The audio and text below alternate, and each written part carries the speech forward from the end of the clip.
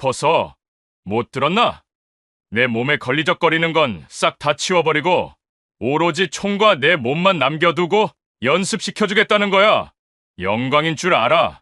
오늘 사연 모음집에서 들려드릴 이야기는 육군 의장대 내에서 벌어진 권력형 부조리, 그리고 짓밟힌 한 여군 하사의 굴욕과 용기에 대한 기록입니다. 2024년 8월, 아스팔트의 열기가 아지랑이처럼 피어오르는 한여름의 서울. 용산 전쟁기념관 평화의 광장에는 외국 국빈을 위한 공식 환영 행사가 한창이었다. 헌병대 모터사이클의 요란한 경호 아래 검은 세단이 멈춰 서고 양국의 정상이 모습을 드러냈다. 그 순간 세상의 모든 소음이 멎는 듯 했다. 대통령님께 대하여 경례. 의장대장의 예리한 호령이 광장을 가로지르자 100여 명의 육해공군 의장대원들이 마치 한 몸처럼 움직였다. 그 중에서도 단연 눈에 띄는 것은 순백색 하정복에 번쩍이는 크롬 총검을 단 M16 소총을 든 육군 의장대였다. 탁! 소총의 개머리판이 바닥에 부딪히는 소리, 가죽으로 감싼 손바닥이 총열을 감싸쥐는 마찰음, 절도 있게 돌아가는 발목과 칼날처럼 날카로운 시선까지. 모든 것이 완벽한 조화였다. 그 대열의 한가운데 서지한 하사가 있었다. 또래 여성들이 한창 캠퍼스를 누비거나 사회초년생으로 분주할 23살의 나이. 그녀는 168cm의 키에 5.5kg에 달하는 M16 소총을 제 몸의 일부처럼 다루고 있었다. 책 넓은 정모 아래로 보이는 굳게 담은 입술과 흔들림 없는 눈동자는 그녀가 이 자리에 서기까지 쏟아부었을 피와 땀을 짐작하게 했다. 행사의 클라이맥스, 의장대 사열이 시작되었다. 양국 정상이 천천히 걸음을 옮기는 동안 대원들은 미동도 없이 그들을 맞이했다. 서지안의 콧등으로 땀 한 방울이 흘러내렸지만 그녀는 눈조차 깜빡이지 않았다. 시선은 정면 15도 위, 호흡은 복식으로. 그녀의 세계에는 오직 완벽이라는 두 글자만이 존재했다. 행사가 성공적으로 끝나고 의장대원들이 퇴장하기 시작했다. 그제야 딱딱하게 굳어있던 서지안의 얼굴에 희미한 안도감이 스쳤다. 또 하나의 임무를 완수했다는 자부심. 그것이 그녀를 버티게 하는 유일한 힘이었다. 수고했다. 행사를 마치고 복귀한 대원들에게 중대장 김민준 소령이 말했다. 그의 목소리에는 어떤 감흥도 실려있지 않았다. 그저 의례적인 칭찬일 뿐. 그의 시선은 이미 다음 주에 있을 자신의 평정 보고서에 머물러 있었다. 대원들이 각자의 생활관으로 흩어지려 할 때 복도 끝에서부터 묵직한 구둣발 소리가 울려 퍼졌다. 소리의 주인은 마동철 상사였다. 20년 가까이 의장대에서 복무한 그는 살아있는 전설이자 공포 그 자체였다. 그의 매서운 눈이 오늘 행사에 참여했던 대원들을 천천히 훑었다. 전체적으로 나쁘지 않았다. 국격의 흠집은 안 냈더군. 마 상사의 입에서 나온 칭찬 아닌 칭찬에 신참 병사들의 어깨가 움츠러들었다. 그의 시선이 한 곳에 멈췄다. 서지안 하사였다. 서지안 하사. 예, 마동철 상사님. 서지안이 허리를 꼿꼿이 세우고 답했다. 마 상사는 그녀에게 천천히 다가왔다. 그의 얼굴에는 비릿한 미소가 걸려 있었다. 오늘 사열 때 대통령께서 자네 앞을 지나가시는 순간 총기 파지한 왼손 검지가 미세하게 떨리는 걸 나만 본 건가? 서지안의 심장이 쿵 하고 내려앉았다. 스스로도 인지하지 못했던 부분이었다.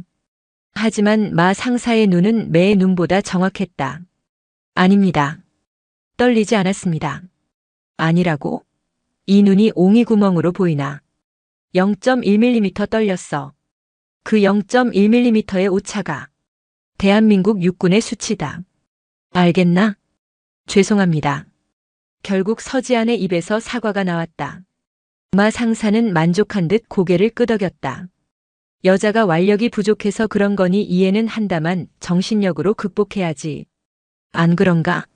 시정하겠습니다. 마 상사는 서지안의 어깨를 툭 치고는 지나갔다. 그 짧은 접촉에도 서지안은 온몸의 피가 차갑게 식는 기분이었다. 그의 말은 단순한 지적이 아니었다. 너는 여자라서 안 된다는 낙인과도 같았다. 주변에 그 누구도 나서지 않았다. 못 본 척, 못 들은 척. 그것이 의장대대의 불문율이었다. 저녁 점호가 끝나고 자유시간이 주어졌다. 하지만 의장대원에게 자유시간이란 개인 정비시간과 동의어였다. 병사들은 생활관에 모여 앉아 전투화의 불광을 내거나 하얗게 더러워진 정복의 깃을 닦아내는데 여념이 없었다. 서지아는 총기 손질실에 홀로 앉아 있었다. 그녀는 자신의 M16 소총을 완전히 분해하여 정성스럽게 닦고 있었다. 강중유 냄새가 코를 찔렀다. 그녀는 총구 깊숙한 곳까지 닦아내며 마 상사의 말을 곱씹었다. 정말 떨렸을까? 그녀는 눈을 감고 아까의 순간을 복기했다. 대통령의 온화한 눈빛, 바람의 방향, 아스팔트의 열기. 그리고 자신의 왼손. 아무리 생각해도 기억나지 않았다. 그것은 마 상사가 만들어낸 허상일지도 모른다. 그녀를 꺾기 위한. 하사님 아직 안 들어가셨습니까? 총기 손질실 문으로 박주원 병장이 고개를 불쑥 내밀었다. 그는 서지안과 같은 소대 소속의 분대장이었다. 입대 전 대학에서 기계공학을 전공한 그는 유독 총기나 장비에 대한 이해가 깊어 서지안과 종종 이야기를 나누곤 했다. 아, 박 병장. 정비 좀 마저 하려고. 분대원들은 다 괜찮고? 예, 다들 골아떨어지기 직전입니다. 오늘 행사 때문에 긴장들을 많이 해서. 고생했지, 다들. 서지안이 희미하게 웃으며 말했다. 박 병장은 잠시 머뭇거리더니 조심스럽게 입을 열었다. 낮에. 마 상사님 말씀은 너무 마음에 담아두지 마십시오. 원래 좀 과하게 말씀하시는 경향이 있으십니다. 그것은 박 병장이 할 수 있는 최선의 위로였다. 서지아는 그의 마음이 고마웠다. 알아. 괜찮아. 내가 부족한 탓이지.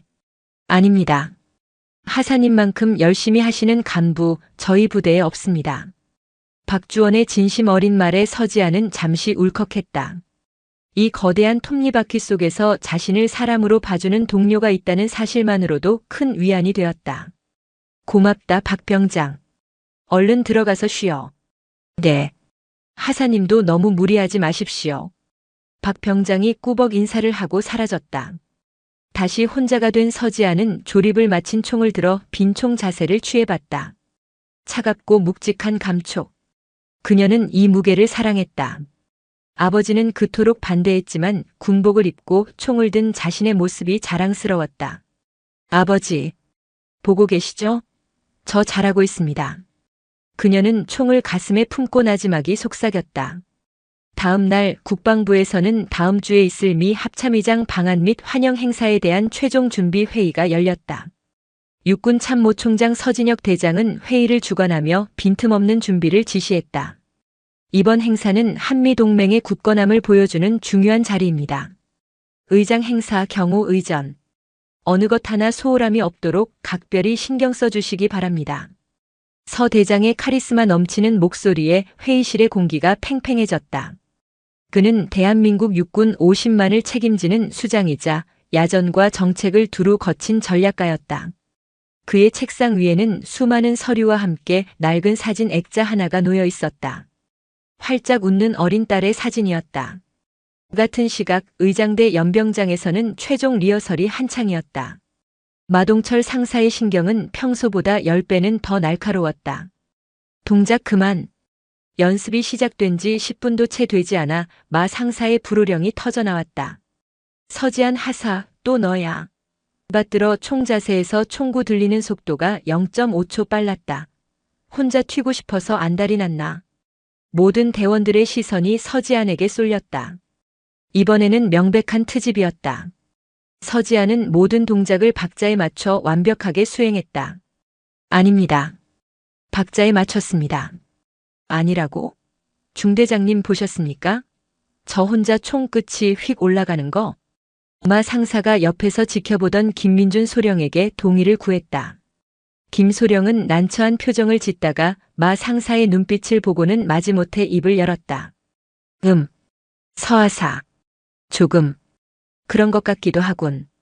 집중 좀 하지. 중대장의 방관은 마 상사에게 날개를 달아준 격이었다. 들었나? 중대장님도 보셨다지 않나?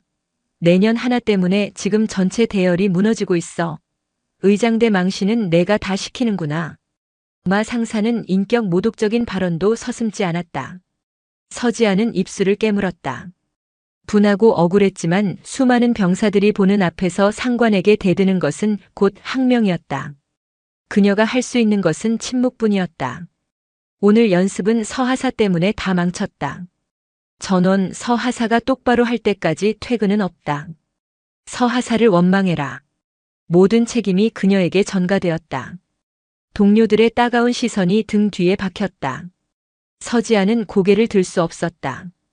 단단할 것만 같았던 그녀의 세계에 조금씩 균열이 가기 시작했다. 모두가 지쳐 생활관으로 돌아간 깊은 밤. 서지아는 마동철 상사의 호출을 받고 지하 훈련장으로 향했다. X라고 불리는 이 공간은 평소에는 실내 총기 및 예도술 연습을 하는 곳이지만 밤이 되면 종종 마 상사의 사적 제재가 이루어지는 장소이기도 했다.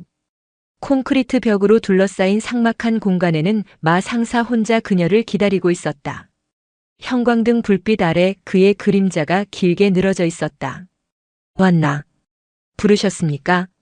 낮에 보니까 아직도 정신을 못 차린 것 같더군. 그깟 M16 하나 제대로 못 다루면서 무슨 의장대원이라고. 마 상사가 훈련용 M16 소총 한 자루를 툭 던졌다. 서지안이 반사적으로 총을 받아들었다. 내 몸이 문제인지 내 정신이 문제인지 오늘 끝장을 보자. 무슨 말씀이십니까? 마 상사가 서지안의 앞으로 성큼 다가섰다. 그의 눈은 광기로 번들거리고 있었다. 내 그 거추장스러운 전투복 때문에 집중이 안 되는 것 같으니 내가 특별히 배려를 좀 해줘야겠다. 그는 자신의 턱짓으로 서지안의 전투복을 가리켰다. 벗어. 예? 서지안의 귀를 의심했다.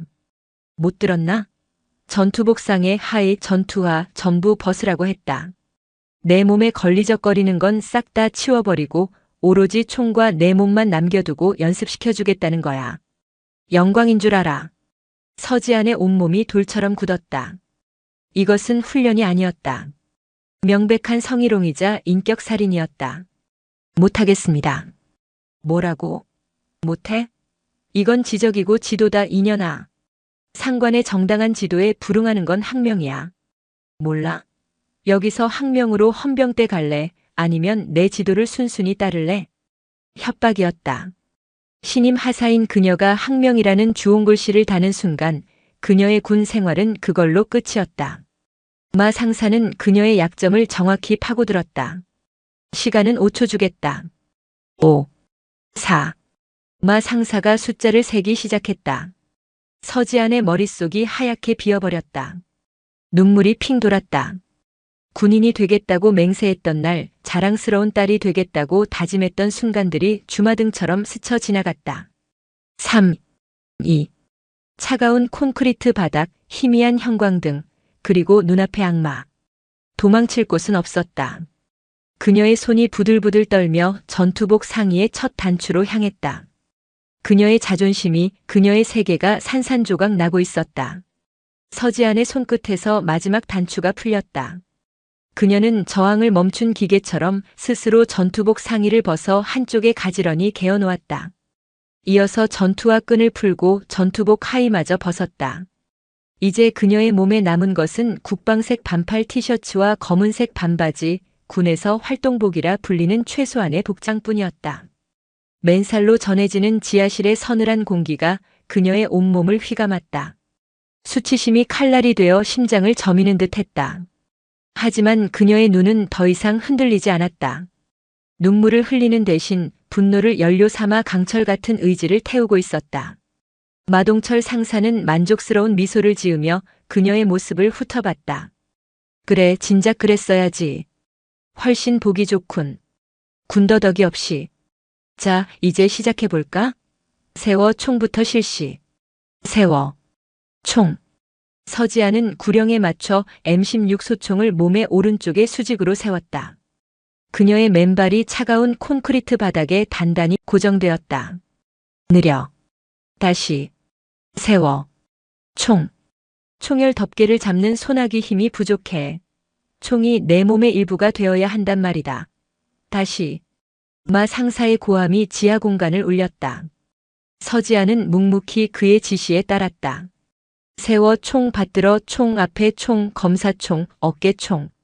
총기 제식의 모든 동작이 끝없이 반복되었다. 땀이 비오듯 쏟아져 활동복을 흠뻑 적셨다. 팔 근육은 비명을 질렀고 맨발바닥은 시멘트 가루에 쓸려 화끈거렸다. 하지만 그녀의 동작은 시간이 갈수록 더욱더 날카로워졌다. 분노와 수치심을 모두 총 끝에 집중시켰다. 그녀는 마동철에게 굴복하는 것이 아니었다. 스스로의 한계를 시험하고 이 지옥 같은 순간을 오롯이 자신의 훈련으로 만들고 있었다. 마 상사는 점점 더 완벽해지는 그녀의 동작에 오히려 짜증이 치밀었다. 그는 그녀가 울며 무너지길 바랐다.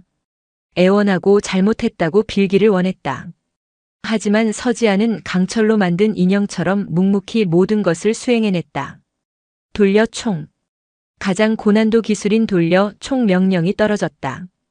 5.5kg의 소총을 한 손으로 공중에 던져 두 바퀴를 돌린 뒤 정확한 위치에서 다시 잡아채야 하는 동작이었다. 서지아는 숨을 골랐다.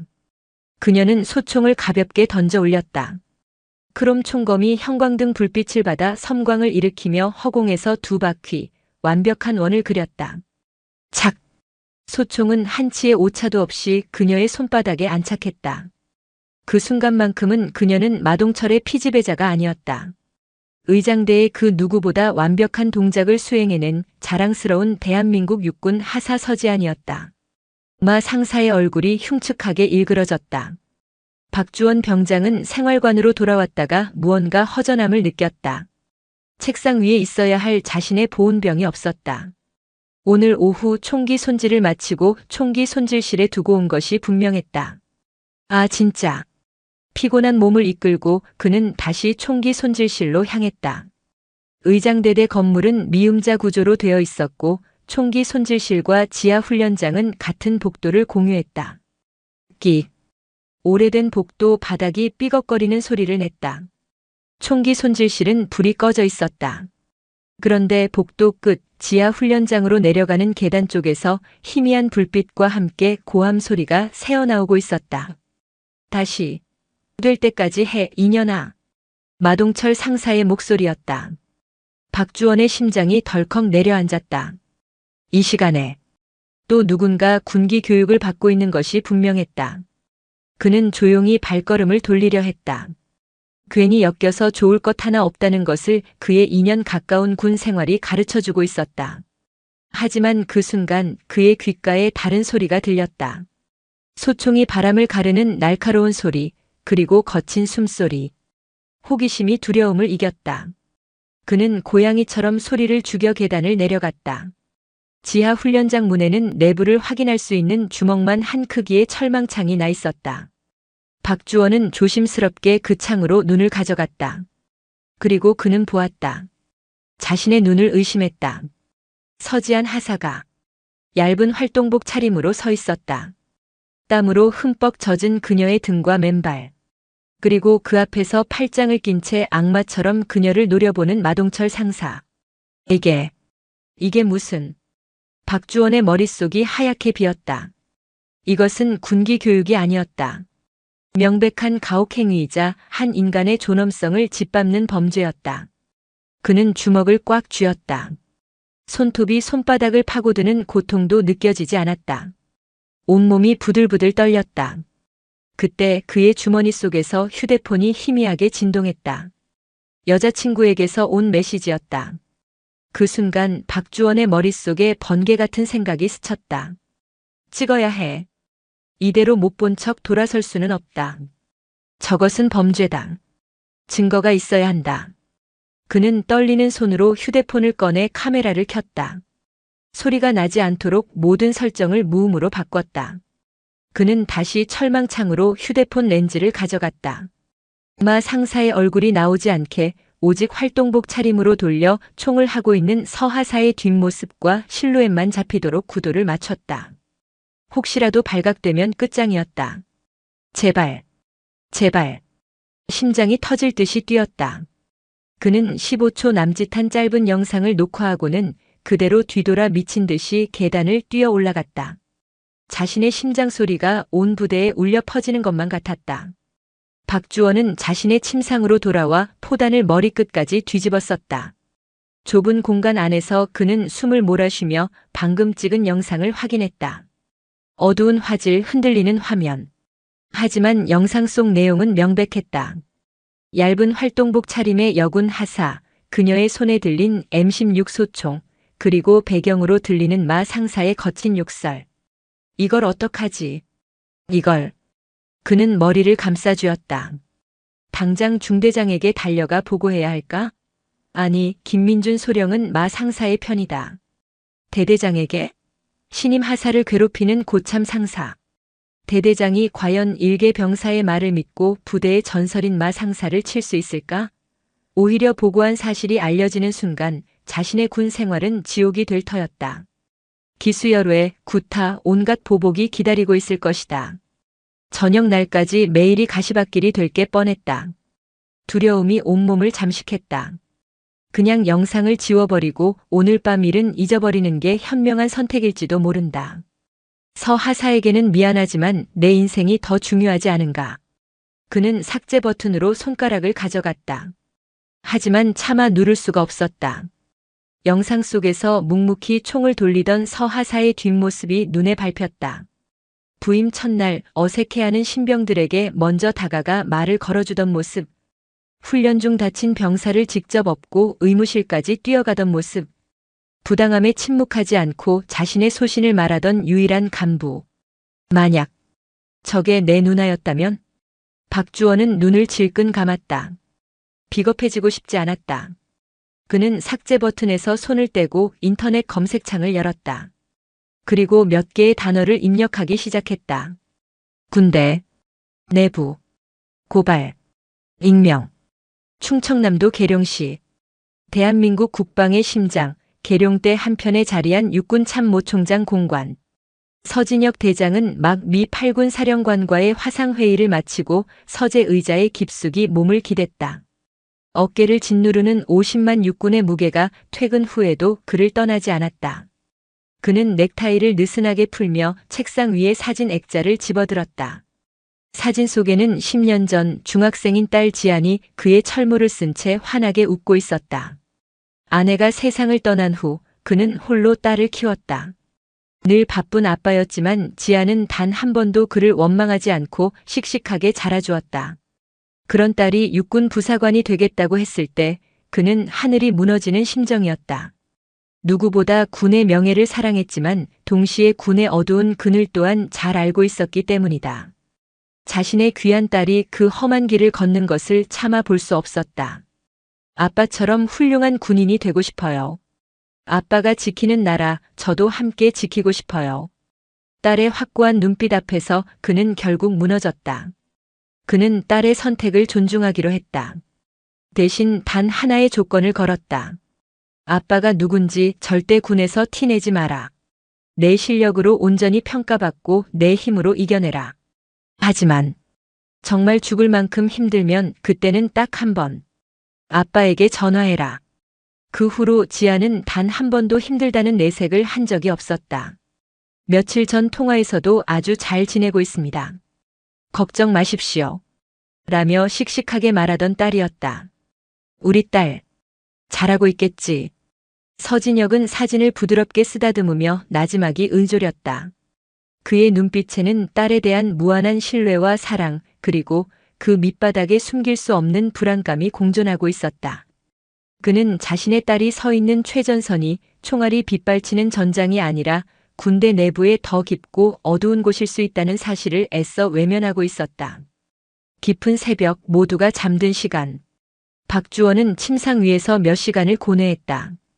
그의 손끝이 마지막 결정을 내렸다. 그가 접속한 곳은 페이스북의 육군훈련소 대신 전해드립니다라는 페이지였다. 수십만 명의 팔로워를 가진 이 페이지는 현역 장병 및 예비역들이 군대 내의 각종 사건 사고나 미담, 질문 등을 익명으로 제보하는 거대한 소통 창구였다. 때로는 언론사보다 더 빠른 속도로 군 내부의 부조리를 폭로하는 역할도 했다. 박주원은 떨리는 손으로 페이지 관리자에게 메시지를 보냈다. 안녕하세요. 국방부 직할부대에서 근무하는 병사입니다. 익명은 꼭 보장해 주셨으면 합니다. 몇 분 지나지 않아 읽음 표시와 함께 짧은 답장이 왔다. 내 제보자의 신원은 절대 노출되지 않습니다. 말씀하세요. 박주원은 심호흡을 한 번 하고 낮에 겪었던 일부터 어젯밤 지하 훈련장에서 목격한 일까지 최대한 담담하게 서술했다. 그리고 마지막으로 그 15초짜리 영상을 첨부했다. 가해자는 상사 계급의 간부이고 피해자는 여군 하사입니다. 부대 내에서는 해결이 불가능할 것 같아 제보합니다. 제발 이 일이 묻히지 않게 도와주세요. 전송 버튼을 누르는 박주원의 손가락이 천근만근처럼 무거웠다. 메시지를 보낸 뒤 그는 자신이 할 수 있는 모든 것을 했다는 생각에 탈진한 듯 침상에 쓰러졌다. 이제 주사위는 던져졌다.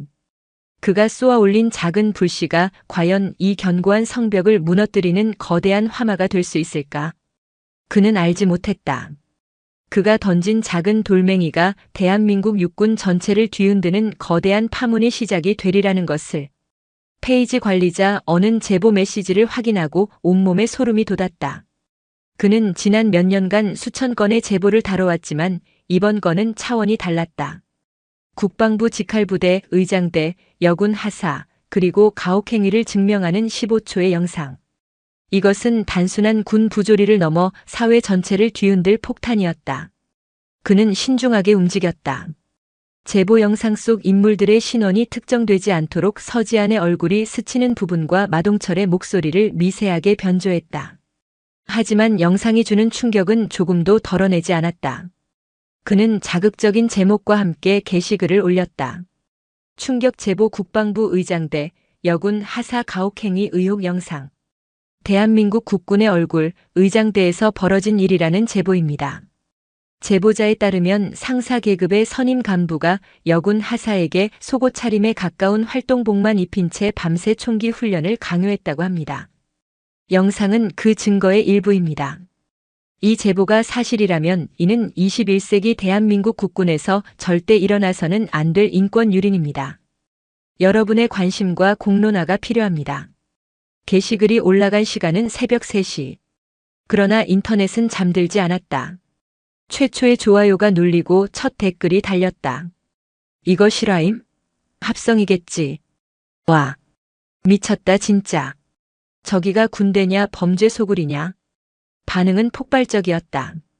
1분이 채 되지 않아 공유 횟수가 100을 넘어섰다. 분노한 좋아요와 화나요가 수백, 수천 개씩 쌓였다. 알고리즘은 이 게시글을 주목해야 할 콘텐츠로 인식하고 더 많은 사람에게 퍼뜨리기 시작했다. 불길은 걷잡을 수 없이 번져나갔다. 일어나, 일어나, 기상. 당직 사관의 고함과 함께 생활관의 형광등이 켜졌다. 평소와 다름없는 아침. 하지만 공기는 미묘하게 달랐다. 병사들은 자리에서 일어나면서도 이불 속에서 몰래 휴대폰을 확인하느라 분주했다. 그들의 눈은 약속이라도 한 듯한 영상에 꽂혀 있었다. 웅성거림이 시작됐다. 야, 이거. 어두워서 잘 안 보이는데. 여기 지하 훈련장 아니냐? 맞네, 저기 구석에 찌그러진 캐비닛. 딱 우리 부대인데? 헐. 그럼 저 여자. 설마 서하사님? 박주원 병장은 죽은 듯이 누워 동기들의 대화를 들었다. 심장이 발소리처럼 크게 울렸다. 밤새 한숨도 자지 못했다. 자신이 저지른 일이 어떤 파장을 불러일으킬지 두려워 온몸이 차갑게 식어 있었다. 그때 생활관 문이 열리고 서지한 하사가 들어왔다. 아침 점호 준비를 확인하러 온 것이었다. 그녀가 들어서는 순간 소란스럽던 생활관의 모든 소음이 거짓말처럼 멎었다. 수십 개의 눈동수가 어색하게 그녀를 피하거나 혹은 흘끔거리며 훔쳐봤다. 서지아는 그 기묘한 정적의 의미를 알 수 없었다. 하지만 본능적으로 무언가 잘못되었음을 직감했다. 왜들 그러나? 점호 준비 안 해? 그녀의 목소리에 병사들은 허둥지둥 움직이기 시작했다. 하지만 그들의 시선 속에 담긴 미묘한 동정과 호기심을 그녀는 놓치지 않았다. 불길한 예감이 그녀의 등줄기를 타고 흘렀다. 미쳤어, 다들 미쳤어. 김민준 소령은 자신의 사무실에서 머리를 쥐어뜯고 있었다. 그의 앞에는 대대장에게 걸려온 전화가 방금 끝난 듯 놓여 있었다. 그는 밤사이에 일어난 일을 보고받고 패닉 상태에 빠졌다. 자신의 진급에 이보다 더 큰 오점은 없을 터였다. 그는 인터폰을 눌러 마동철 상사를 호출했다. 몇 분 뒤 마 상사가 문을 열고 들어왔다. 그는 아직 사태의 심각성을 정확히 파악하지 못한 듯 비교적 태연한 표정이었다. 부르셨습니까, 중대장님? 마 상사. 이게 어떻게 된 일이야? 김소령이 자신의 휴대폰 화면을 마 상사의 얼굴 앞에 들이밀었다. 화면에는 6대전 페이지가 띄워져 있었다. 마 상사의 눈이 가늘어졌다. 그는 영상을 확인하고는 피식 코웃음을 쳤다. 이런 가짜는 누가 이런 장난질을 했는지 모르겠습니다만 악의적인 합성 영상일 뿐입니다. 합성? 이게 합성으로 보여. 지금 국방부 정훈공보실에 기자들 전화가 10수통이 넘게 온다는데. 마 상사, 솔직하게 말해. 어젯밤에 서하사 데리고 뭐 했어? 김소령의 다그침에도 마 상사는 눈 하나 깜짝하지 않았다. 어젯밤 말입니까? 총기 제식 훈련이 부족한 것 같아 제가 특별히 개별 지도를 좀 했습니다. 부대의 전투력 향상을 위한 정당한 지휘 활동이었습니다. 지휘 활동? 활동복만 입혀놓고 하는 게 정당한 지휘 활동이야? 군기가 빠져서 정신 차리라고 한 겁니다. 그 정도 각오도 없이 의장대에 온 게 문제 아닙니까? 마 상사의 뻔뻔한 태도에 김소령은 할 말을 잃었다. 지금 중요한 것은 진실이 아니었다. 이 사건을 어떻게 수습하고 누구에게 책임을 떠넘기느냐였다. 일단 전 병력 휴대폰부터 싹 걷어. 그리고 당장 제보자 색출해. 어떤 새끼가 감히 부대를 능멸했는지 뿌리까지 뽑아서 군법회의에 넘겨버려. 서하사는 지금 어딨어? 생활관에 있을 겁니다. 당장 불러. 입단속 똑바로 시켜. 헛소리 한마디라도 나오면 영창 보낼 줄 알라고 해. 그들의 대화 어디에도 서지안에 대한 걱정이나 진실 규명에 대한 의지는 없었다. 오직 은폐와 협박, 책임 회피만이 존재할 뿐이었다. 부대는 비상사태에 돌입했다. 전 병력의 휴대폰이 수거되었고 헌병대 감찰 인원들이 부대로 들어와 조사를 시작했다. 하지만 그들의 조사는 가해자가 아닌 제보자를 향해 있었다. 서지아는 오전 내내 중대장실에 불려가 혹독한 압박을 받았다. 내가 경솔하게 행동해서 부대 전체가 위기에 빠졌다. 외부에 발설하면 군법에 따라 엄중 처벌하겠다는 협박이 이어졌다. 그녀는 자신이 피해자가 아닌 문제의 원인이 되어 있음을 깨달았다. 절망이 목까지 차올랐다. 점심시간 식당으로 향하던 그녀를 누군가 뒤에서 황급히 붙잡았다. 박주원 병장이었다. 그는 주변의 눈치를 살피며 그녀를 구석진 화장실로 이끌었다. 하사님, 박 병장 무슨 일이야? 이거 보셨습니까? 박주원은 몰래 숨겨두었던 자신의 휴대폰을 꺼내 영상을 보여주었다. 서지아는 화면 속에서 속옷처럼 보이는 활동복 차림으로 총을 돌리고 있는 자신의 뒷모습을 보았다. 얼굴은 나오지 않았지만 누가 봐도 자신이었다. 온몸에서 피가 빠져나가는 기분이었다. 어떻게? 이게. 죄송합니다. 제가 찍었습니다. 박주원의 고백에 서지아는 충격으로 그를 바라보았다. 그리고 제가 제보했습니다. 도저히 그냥 넘어갈 수가 없었습니다. 정말 죄송합니다, 하사님. 허락도 없이. 박주원은 고개를 숙인 채 말을 잇지 못했다. 서지아는 한동안 아무 말도 할 수 없었다. 수치심과 배신감 그리고 알 수 없는 감정이 뒤섞여 머릿속이 복잡했다. 하지만 그녀는 박주원의 눈에서 두려움과 함께 진심을 보았다. 그는 위험을 무릅쓰고 자신을 위해 용기를 내준 것이었다. 이 썩어 빠진 곳에서 유일하게 자신의 편이 되어준 사람. 서지아는 떨리는 손으로 휴대폰을 쥐었다. 영상은 치욕스러웠지만 동시에 이것이 유일한 증거이자 무기였다. 그녀는 박주원을 바라보며 나지막이 하지만 단호하게 말했다. 아니, 고맙다, 박 병장. 정말 고마워. 두 사람 사이에 말없이 위험한 연대가 형성되었다. 페이스북에서 시작된 불길은 이제 방송사로 옮겨 붙었다. YTN 뉴스 속보 자막에 다음과 같은 문구가 떠올랐다. 속보 국방부 의장대 여군 하사 알몸 훈련 의혹 파문. 국방부 감찰 착수. 앵커의 목소리가 이어졌다. 국군의 얼굴로 불리는 국방부 의장대에서 선임 간부가 여군 하사에게 비인간적인 훈련을 강요했다는 의혹이 제기돼 파문이 일고 있습니다.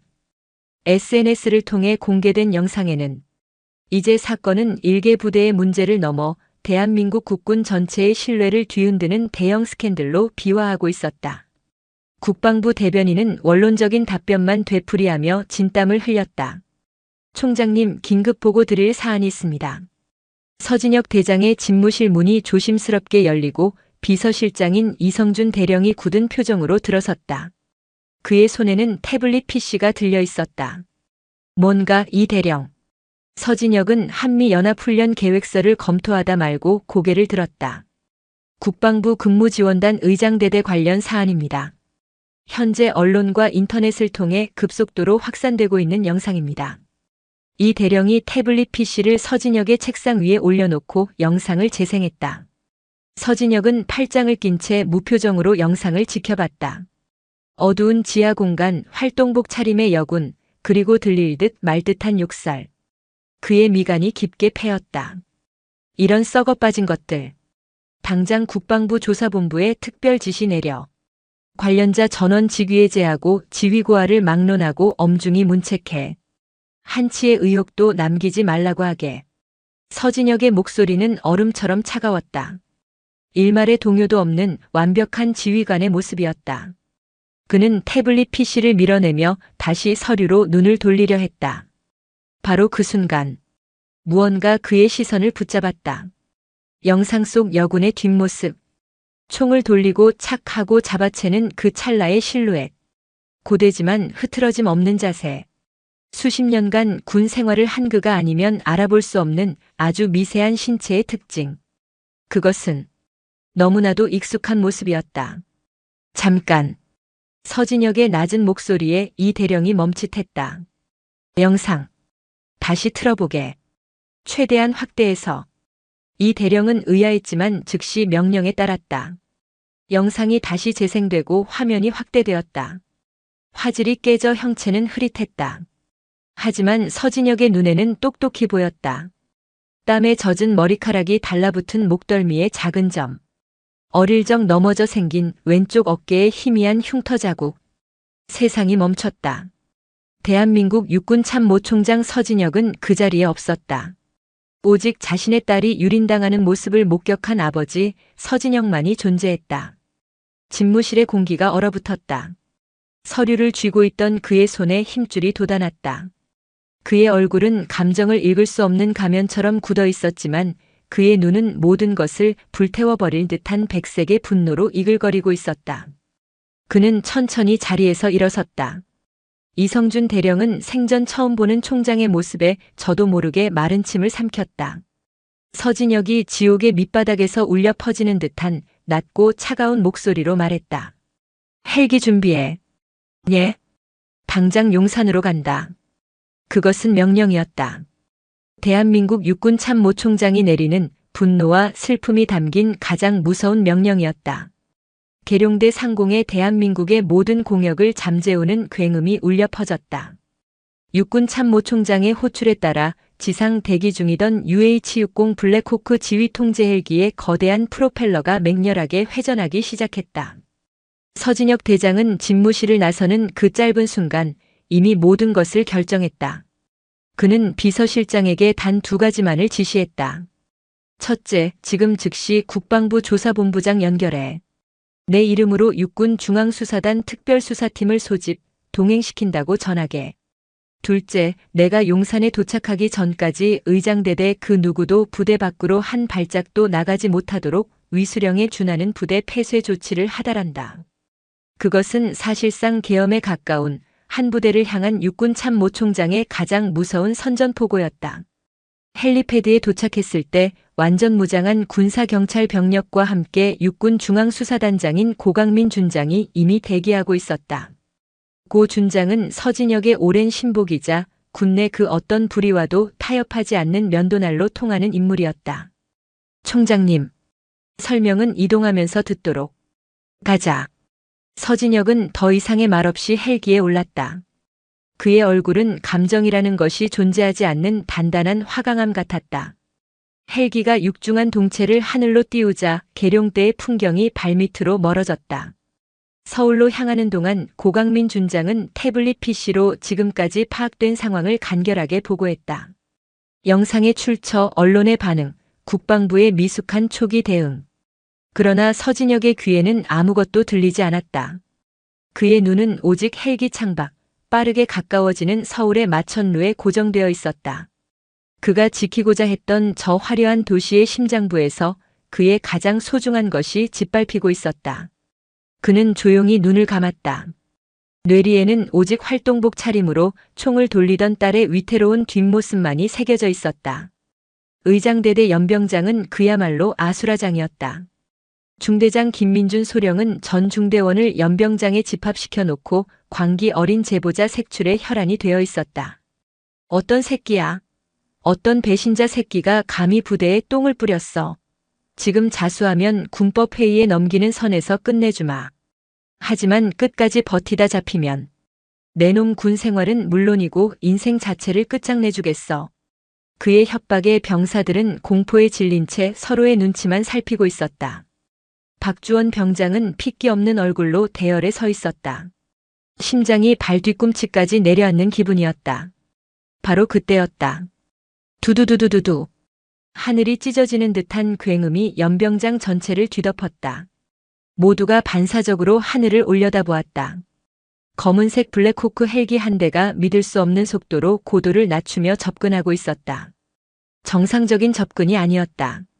마치 먹이를 낚아채려는 거대한 맹금처럼 연병장을 향해 수직으로 강화하고 있었다. 저게 뭐야?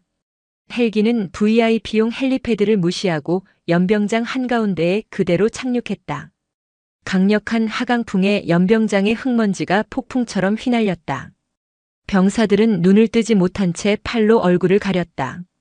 헬기의 육중한 랜딩 기어가 땅에 닿자 옆면의 슬라이딩 도어가 위잉 소리를 내며 열렸다. 그리고 모든 소음과 먼지 폭풍의 한가운데로 한 남자가 모습을 드러냈다. 어깨에는 대한민국 육군의 정점임을 알리는 4개의 별이, 가슴에는 그가 거쳐온 전장의 역사를 증명하는 약장들이 빈틈없이 달려 있었다.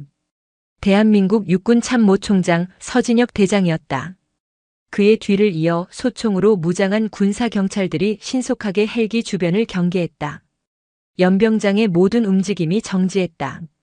시간마저 얼어붙은 듯 했다. 김민준 소령과 마동철 상사는 넋이 나간 표정으로 헬기를 향해 달려갔다. 특히 김소령은 이것이 자신을 구원해줄 동아줄일지도 모른다는 헛된 희망에 부풀어 있었다. 총장님, 어인일로 이 누추한 곳까지 왕림하셨습니까? 김민준이 땀을 뻘뻘 흘리며 거수 경례를 붙였다. 그러나 서진혁은 그를 쳐다보지도 않았다. 마치 길가의 돌멩이를 보는 듯한 눈빛으로 그를 지나쳐 넋을 놓고 서 있는 마동철 상사의 앞에 섰다. 서진혁의 그림자가 마동철의 머리 위를 덮었다. 내가 마동철 상사인가? 지옥처럼 낮은 목소리였다. 마동철은 그제야 무언가 잘못되었음을 직감했다. 하지만 20년간 쌓아온 그의 오만함은 현실을 제대로 인식하지 못하게 막고 있었다. 예, 그렇습니다. 총장님, 의장대대 군기반장 마동철 상사입니다. 그는 자신도 모르게 가슴을 내밀며 대답했다. 서진혁의 입가에 경멸에 가까운 미소가 스쳤다. 어젯밤 지하 훈련장에서 서지한 하사에게 무슨 짓을 했나? 직접적인 질문이었다. 단 한치의 애누리도 없는 심장을 관통하는 질문. 마동철의 얼굴에서 핏기가 사라졌다. 온몸에 피가 역류하는 것 같았다. 그는 본능적으로 김민준 소령을 쳐다봤지만 김소령 역시 사색이 된 채 벌벌 떨고 있을 뿐이었다. 그것은 훈련의 일환으로. 내 놈의 더러운 입으로 훈련이라는 단어를 담지 마라. 서진혁의 목소리가 칼날처럼 날아와 그의 변명을 잘라냈다. 내 놈이 한 짓은 훈련이 아니라 군복 뒤에 숨은 비겁한 폭력이며 한 인간의 영혼을 살해하려 한 짓이다. 대한민국 육군은 내놈 같은 놈에게 군복을 입힌 것을 수치스러워할 것이다. 서진혁이 고갯짓을 그의 뒤에 서 있던 고강민 준장이 앞으로 나섰다. 상사 마동철, 소령 김민준. 고 준장의 차가운 목소리에 두 사람의 어깨가 움찔했다. 직권 남용 및 가혹행위, 군형법 제60 조의육 군인 등에 대한 추행 혐의로 현 시간부로 두 사람을 체포한다. 당신들에게는 묵비권을 행사할 권리가 있으며 변호인을 선임할 권리가. 철컥. 미란다 원칙이 채 끝나기도 전에 차가운 수갑이 마동철과 김민준의 손목에 채워졌다. 마동철은 그제야 자신이 무너졌음을 깨닫고 발악하기 시작했다. 에이, 이거 내가 뭘 잘못했는데. 그러나 건장한 군사 경찰들에게 그의 저항은 무의미했다. 그는 짐짝처럼 질질 끌려갔다. 한때 의장대의 전설이자 공포였던 그의 시대는 그렇게 허무하게 막을 내렸다. 서진혁은 연병장에 끌려나가는 범죄자들에게는 더 이상 눈길도 주지 않았다. 그의 시선은 오직 한 사람을 찾고 있었다. 그는 성큼성큼 생활관 건물로 들어섰다. 복도에 서 있던 병사들은 마치 홍해가 갈라지듯 길을 열고 부동자세로 섰다. 그리고 그는 복도 끝에서 이 모든 광경을 믿을 수 없다는 표정으로 지켜보고 있는 딸과 마주쳤다. 서지안. 그녀는 군복을 입은 채 미동도 없이 서 있었다. 헬기가 나타났을 때, 그리고 마 상사와 중대장이 수갑을 찼을 때 그녀는 꿈을 꾸고 있는 것만 같았다. 그리고 그 꿈의 한가운데에 자신의 아버지가 서 있었다. 두 사람의 시선이 허공에서 마주쳤다. 서진혁의 얼굴에서 분노의 가면이 벗겨졌다. 그 자리에는 딸의 고통을 마주한 아버지의 끝없는 슬픔과 미안함, 그리고 대견함이 뒤섞여 있었다. 그는 천천히 딸에게 다가갔다. 무슨 말을 먼저 해야 할까? 괜찮으냐고? 힘들었느냐고? 아니, 그런 말은 지금 그녀에게 위로가 되지 않을 것이다. 그는 딸의 앞에 섰다. 그리고 어제 가혹행위의 여파로 소총을 쥐고 있던 그녀의 손등에 남은 자잘한 멍과 상처를 발견했다. 그는 조심스럽게 손을 뻗어 딸의 손을 감싸쥐었다. 아팠겠다. 그 한마디였다. 너의 잘못이 아니라는, 내가 겪었을 모든 고통을 이해한다는 의미가 담긴 한마디. 그 순간 강철 같았던 서지안의 방어벽이 무너져 내렸다. 그녀는 입술을 깨물며 눈물을 참으려 했지만 기어이 눈물 한 방울이 뺨을 타고 흘러내렸다.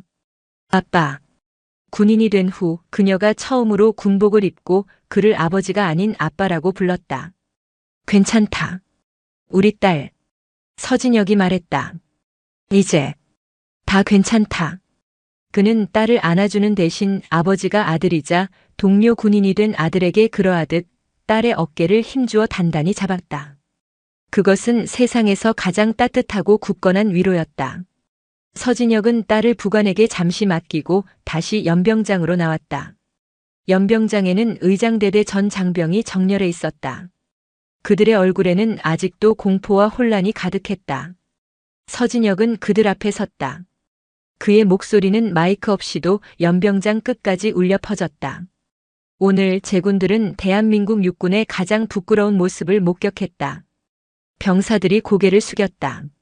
하지만 동시에 가장 용기 있는 모습 또한 목격했다. 서진혁의 시선이 대열 속에 서 있는 박주원 병장을 향했다. 의장대의 명예는 번쩍이는 총검이나 오차 없는 제식에서 나오는 것이 아니다. 그것은 내 옆에 전우가 부당한 폭력에 고통받을 때 외면하지 않는 용기에서 나온다. 내게 불이익이 닥칠 것을 알면서도 불의에 저항하고 진실을 외치는 그 마음에서 나오는 것이다. 그것이 바로 육군이 추구하는 진정한 명예이며 전우애다. 그의 일갈에 병사들의 눈빛이 흔들리기 시작했다. 썩은 부위는 도려냈다. 이제 남은 것은 제군들이다. 이 땅에 다시는 오늘과 같은 수치가 반복되지 않도록 서로가 서로의 인격을 존중하고 전우를 아끼며 진정으로 명예로운 부대를 만들어주기 바란다. 알겠나? 예, 알겠습니다. 병사들의 대답은 이전과는 비교할 수 없을 정도로 우렁찼다. 그것은 공포가 아닌 존경에서 우러나온 함성이었다. 서진혁은 더 이상 머물지 않았다. 그는 돌아서서 헬기를 향해 걸어갔다. 폭풍은 모든 것을 쓸어버렸지만 동시에 더러워진 대지를 깨끗하게 정화했다. 그의 등 뒤로 의장대대 연병장에는 새로운 희망의 씨앗이 뿌려지고 있었다. 육군 참모총장의 블랙호크 헬기가 시야에서 완전히 사라진 후에도 연병장에 남은 의장대대 장병들은 한동안 미동도 하지 못했다. 마치 거대한 해일이 휩쓸고 지나간 뒤의 고요함과도 같았다. 방금 전까지 그들의 목을 짓누르던 공포와 부조리의 무게가 거짓말처럼 사라져 있었다. 잠시 후 대대 작전 과장이었던 이진우 중령이 황급히 달려와 대열 앞에 섰다. 그는 대대장 직무대리로서 부대를 수습하라는 상부의 명을 받은 터였다. 전 장병은 주목.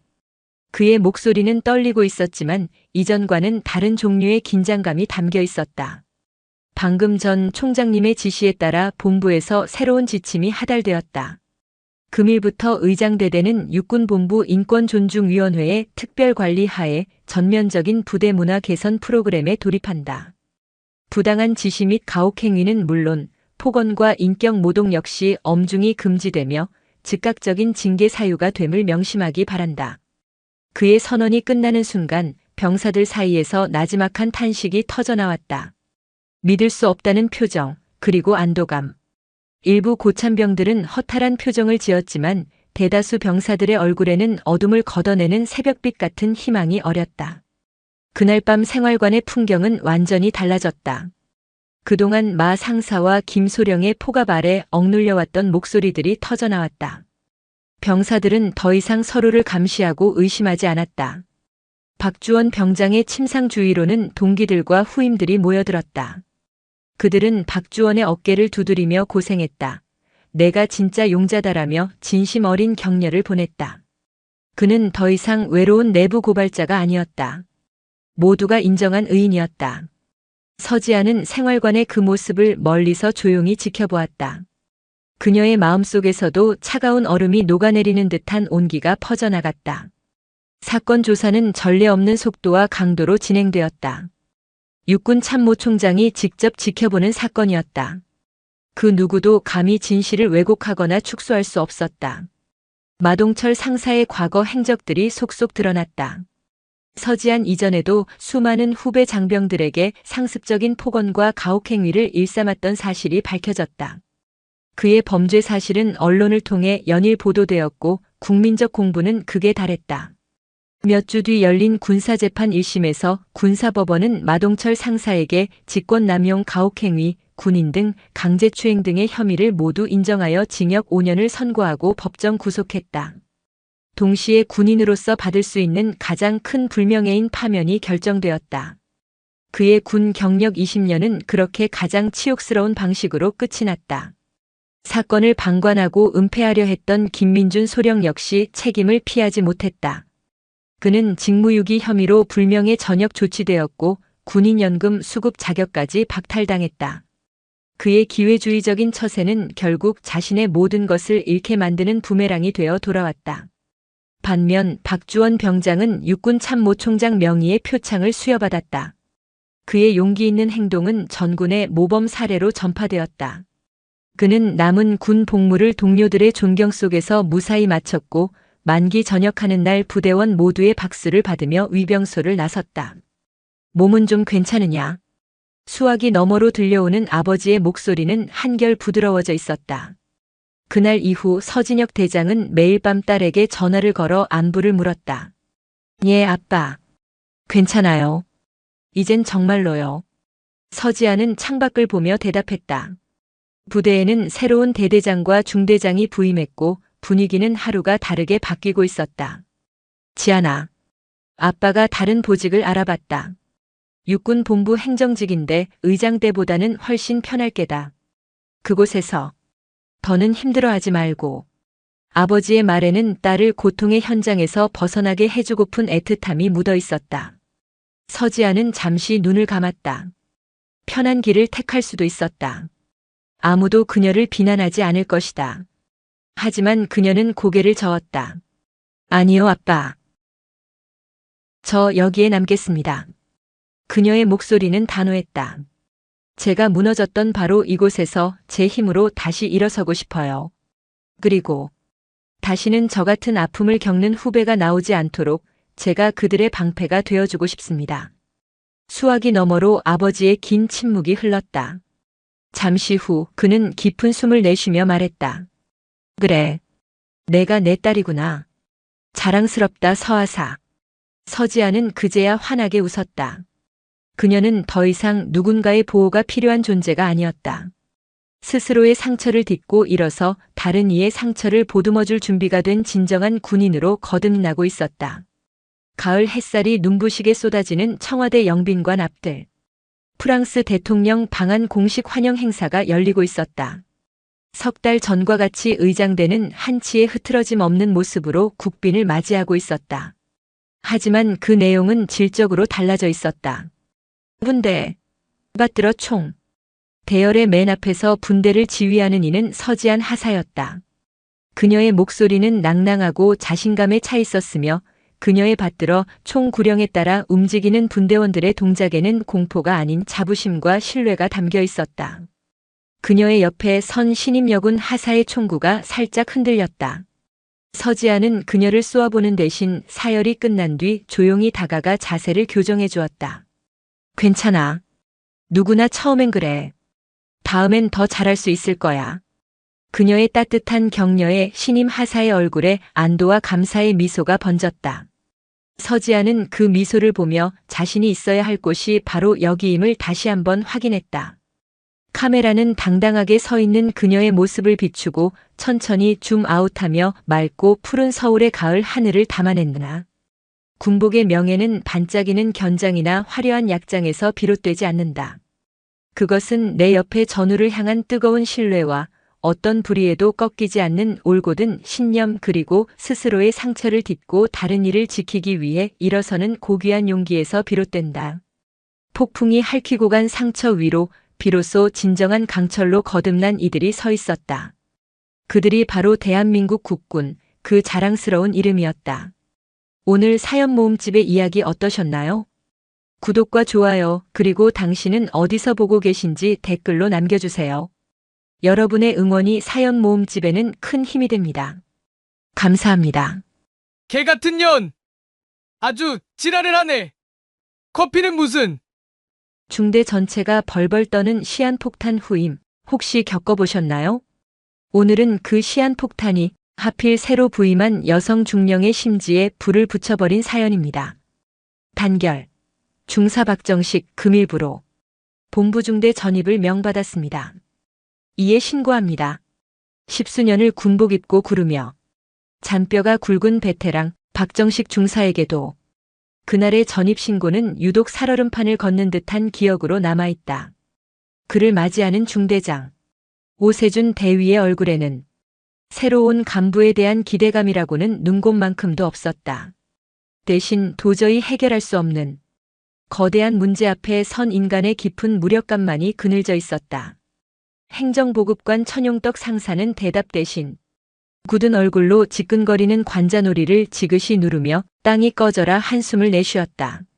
중대의 공기는 마치 장마철 솜니불처럼 축축하고 무겁게 가라앉아 있었다.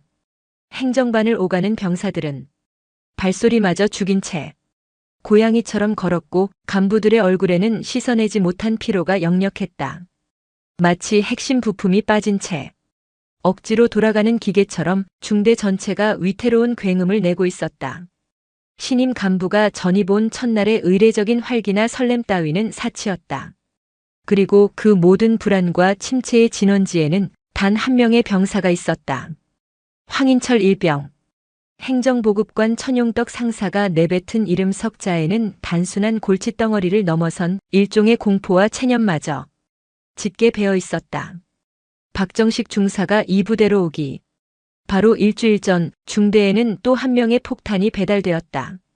다른 대대에서 대형 사고를 치고 군기 교육대를 다녀온 뒤 원 소속 부대에서 도저히 감당 불가라며 두 손 두 발 다 들고 떠넘긴 바로 그 관심병사. 그가 황인철 일병이었다. 그의 병적 기록부는 한 편의 재난 보고서나 다름없었다.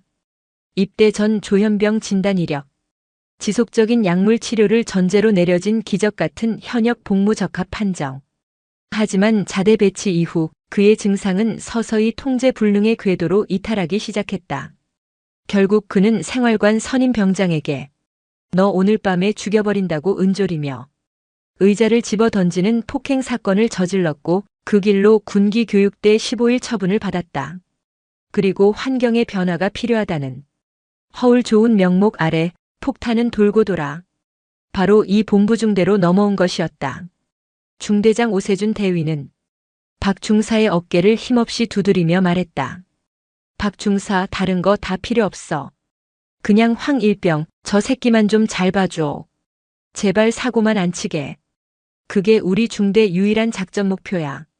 그 목소리는 지시라기보다는 차라리 애원에 가까웠다. 전입신고를 마친 다음 날 박정식 중사는 천용떡 상사와 함께 정비고로 향했다. 부임 후 처음으로 중대의 장비 및 물자 현황을 파악하기 위해서였다. 그때 정비고 한 구석에 짐짝처럼 쭈그려 앉아 허공을 보며 알아들을 수 없는 소리를 중얼거리는 병사가 눈에 들어왔다. 황인철이었다. 천상사는 질색이라는 듯 혀를 찼다. 저 새끼야. 저기 저렇게 처박아 두는 게 제일 속 편해. 뭘 시키면 배로 족같은 일이 생기거든. 그래도 뭐라도 시켜봐야 하지 않겠습니까? 사람 구실은 하게 만들어야죠. 저렇게 계속 둘 수는 없지 않습니까? 박정식 중사의 의욕 넘치는 말에 천상사는 그럼 내가 한번 당해봐라는 듯한 냉소적인 표정을 지었다. 마침 중대 두동반 트럭의 타이어 공기압 점검이 필요했다. 박 중사는 황인철에게 다가갔다. 어이 황일병. 이리 와서 나 좀 도와라. 황인철은 대답 없이 마치 관절마다 녹이 쓴 로봇처럼 삐걱거리며 일어났다. 박 중사는 최대한 쉽고 단순한 작업부터 시켜보기로 마음먹었다. 저기 트럭 타이어 보이지? 가서 발로 한 번씩 세게 걷어차봐. 바람 빠진 곳 없나? 소리 들어보는 거다. 하지만 황인철은 움직이지 않았다. 그의 텅 빈 시선은 타이어가 아닌 트럭 운전석 문짝에 달린 동그란 백미러에 고정되어 있었다.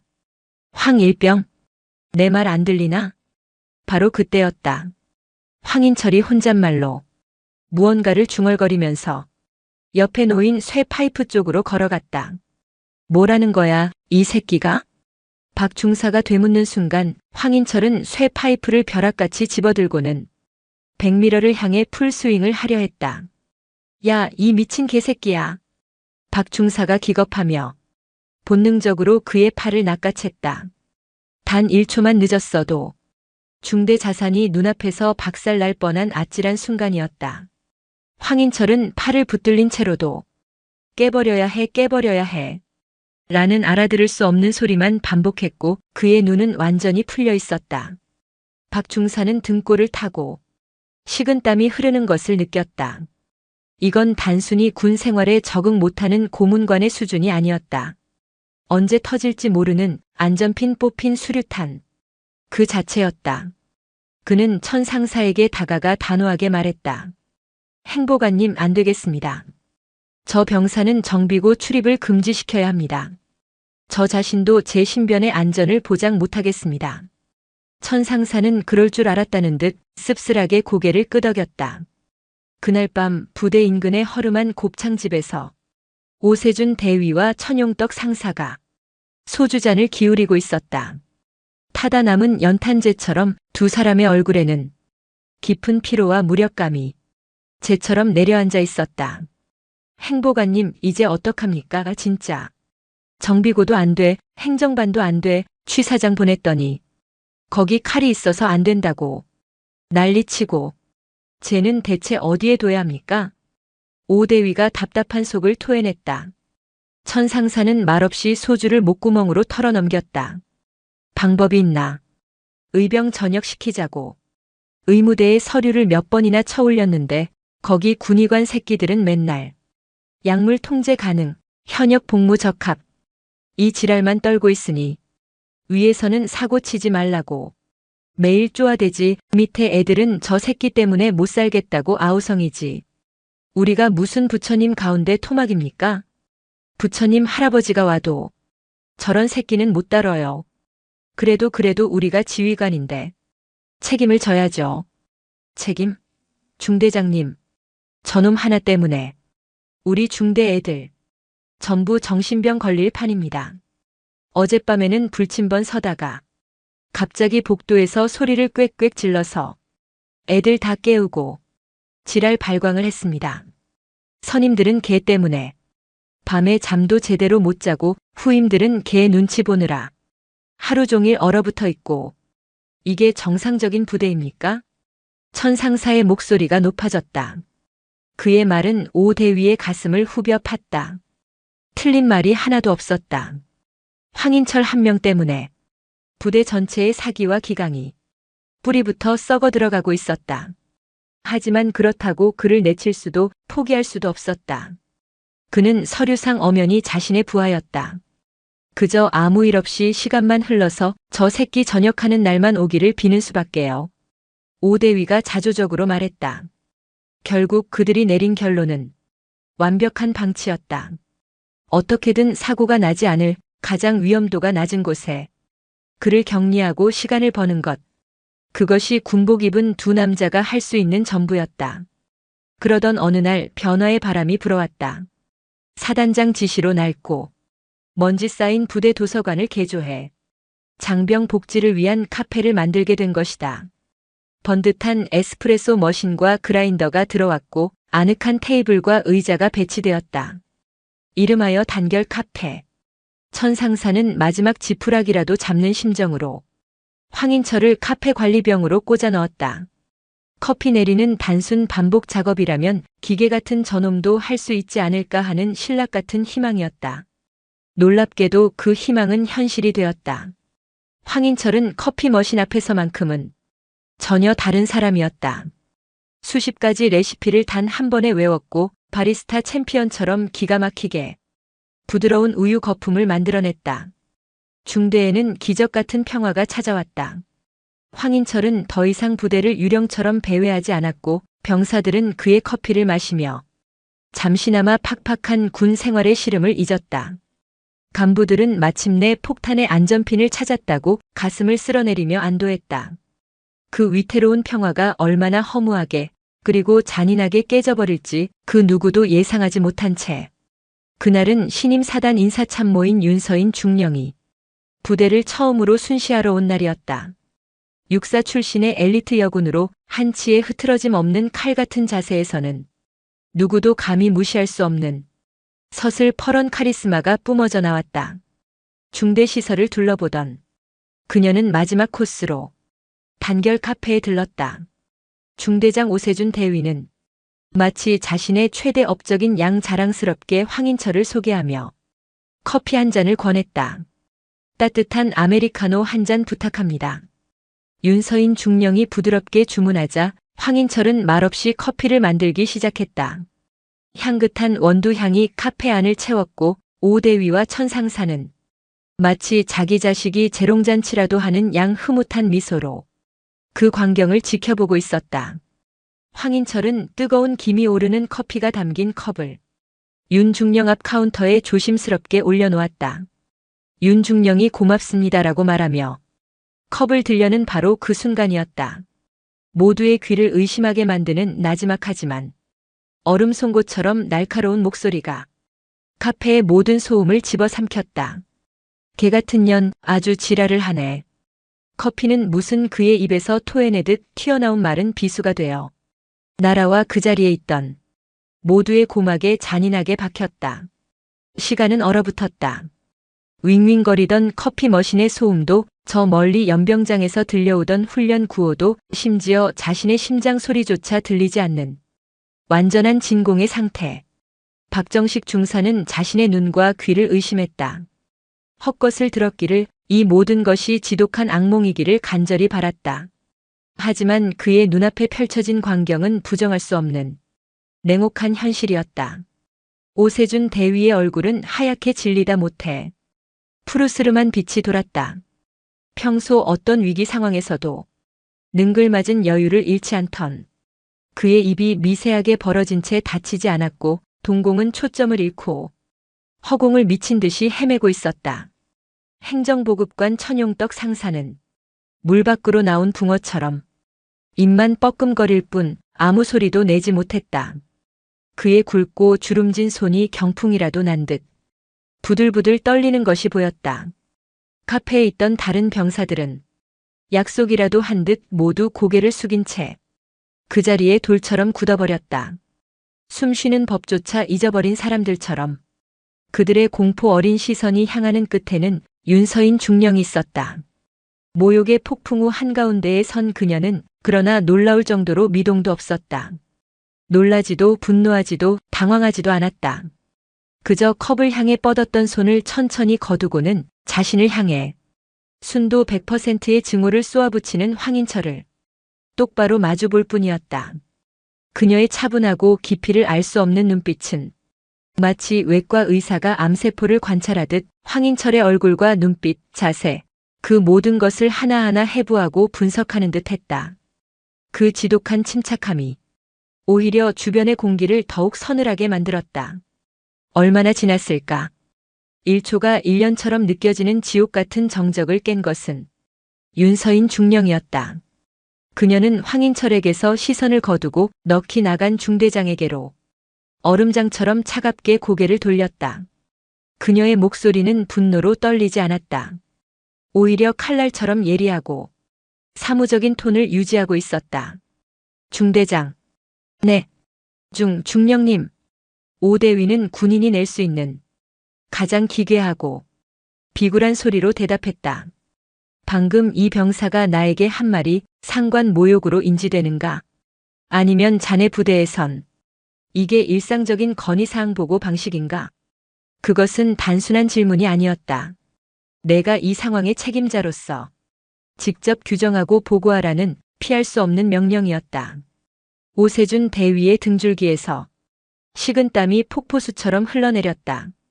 인정하는 순간 이 사건은 한 정신질환 병사의 돌발 행동이 아니라 지휘관의 면전에서 벌어진 초유의 상관 모욕 사건으로 공식화된다. 그 뒤에 따라올 징계 절차, 사단 보고 그리고 자신의 진급에 미칠 끔찍한 영향들이 그의 뇌리를 전광석화처럼 스쳐 지나갔다.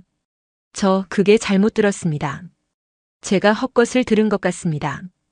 커피 머신 소음 때문에 뭔가 착각한 것 같습니다, 중령님. 비겁하고 필사적이며 역겨운 회피였다. 윤서인 중령의 입가에 경멸인지 실소인지 모를 희미한 미소가 스쳤다. 그런가?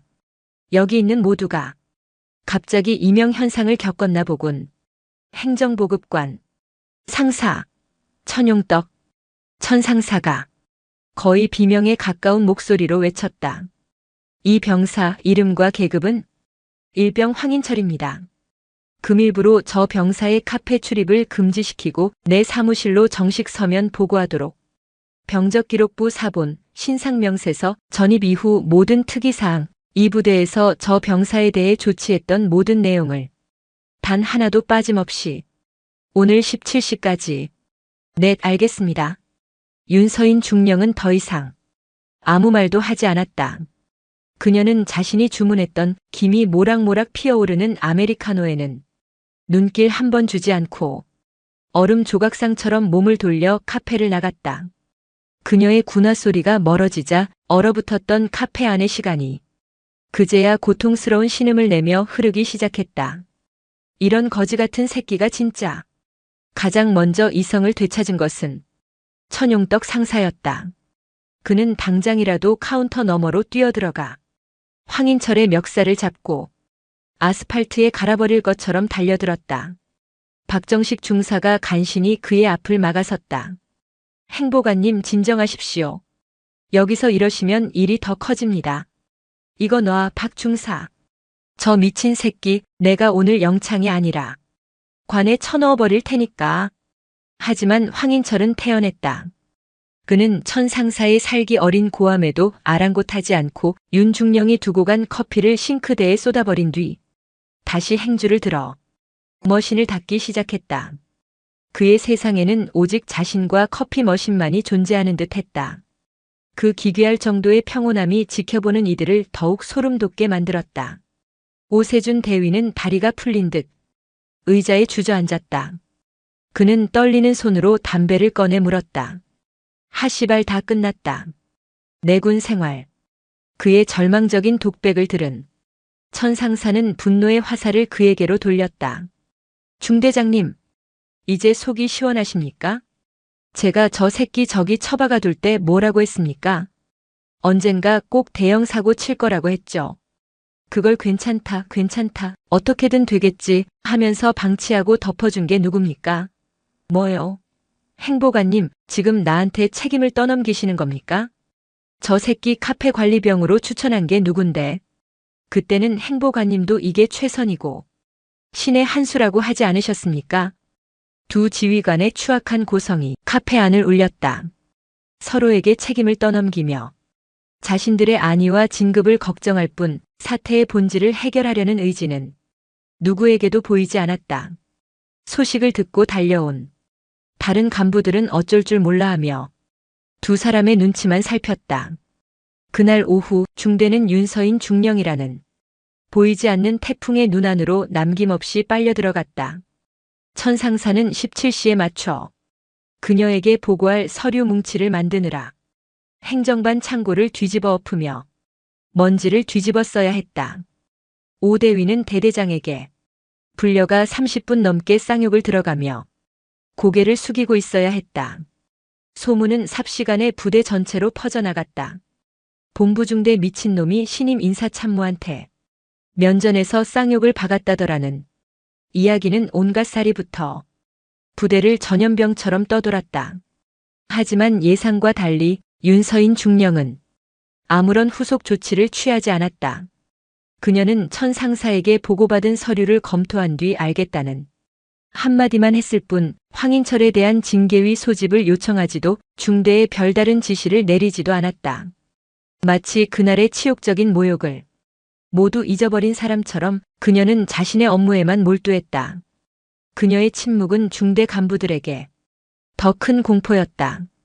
차라리 화를 내고 징계를 요구하는 편이 나았다.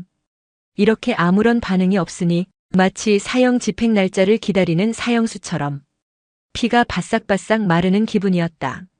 하지만 윤중령은 잊은 것이 아니었다. 그녀는 관찰하고 있었다. 그녀는 자신의 사무실 창문 너머 연병장 구석에 쪼그려 앉아 혼잣말을 하는 황인철을 쌍안경으로 지켜보았다. 카페를 잃고 다시 부대를 배회하는 유령이 된 그의 동선을 시간대별로 기록했다. 주말에는 불시에 PX를 방문해 병사들이 무엇을 사고 어떤 이야기를 나누는지 살폈다. 중대 행정반에 들러서는 병사들의 주간 외출 및 외박 대장을 이전 기록까지 훑어보며 특이사항이 없는지 샅샅이 검토했다. 그녀의 행동에는 뚜렷한 목적이 없어 보였지만 박정식 중사는 그녀가 무언가를 찾고 있음을 직감했다. 마치 숙련된 사냥꾼이 먹잇감의 모든 흔적을 쫓으며 완벽한 기회를 노리는 것처럼. 그러던 어느 주말 오후 마침내 사냥꾼의 덫에 먹잇감이 걸려들었다. 생활관에서 병사 한 명이 울상을 지으며 행정반으로 달려왔다. 평소 성실하고 품행이 방정하기로 소문난 김민석 일병이었다. 단결. 박정식 중사님 큰일 났습니다. 무슨 일이야 김민석 일병. 침착하게 말해봐. 제 나라 사랑카드가 없어졌습니다. 분명 아침에 관물대 지갑 안에 넣어둔 것을 확인했는데 아무리 찾아도 보이지 않습니다.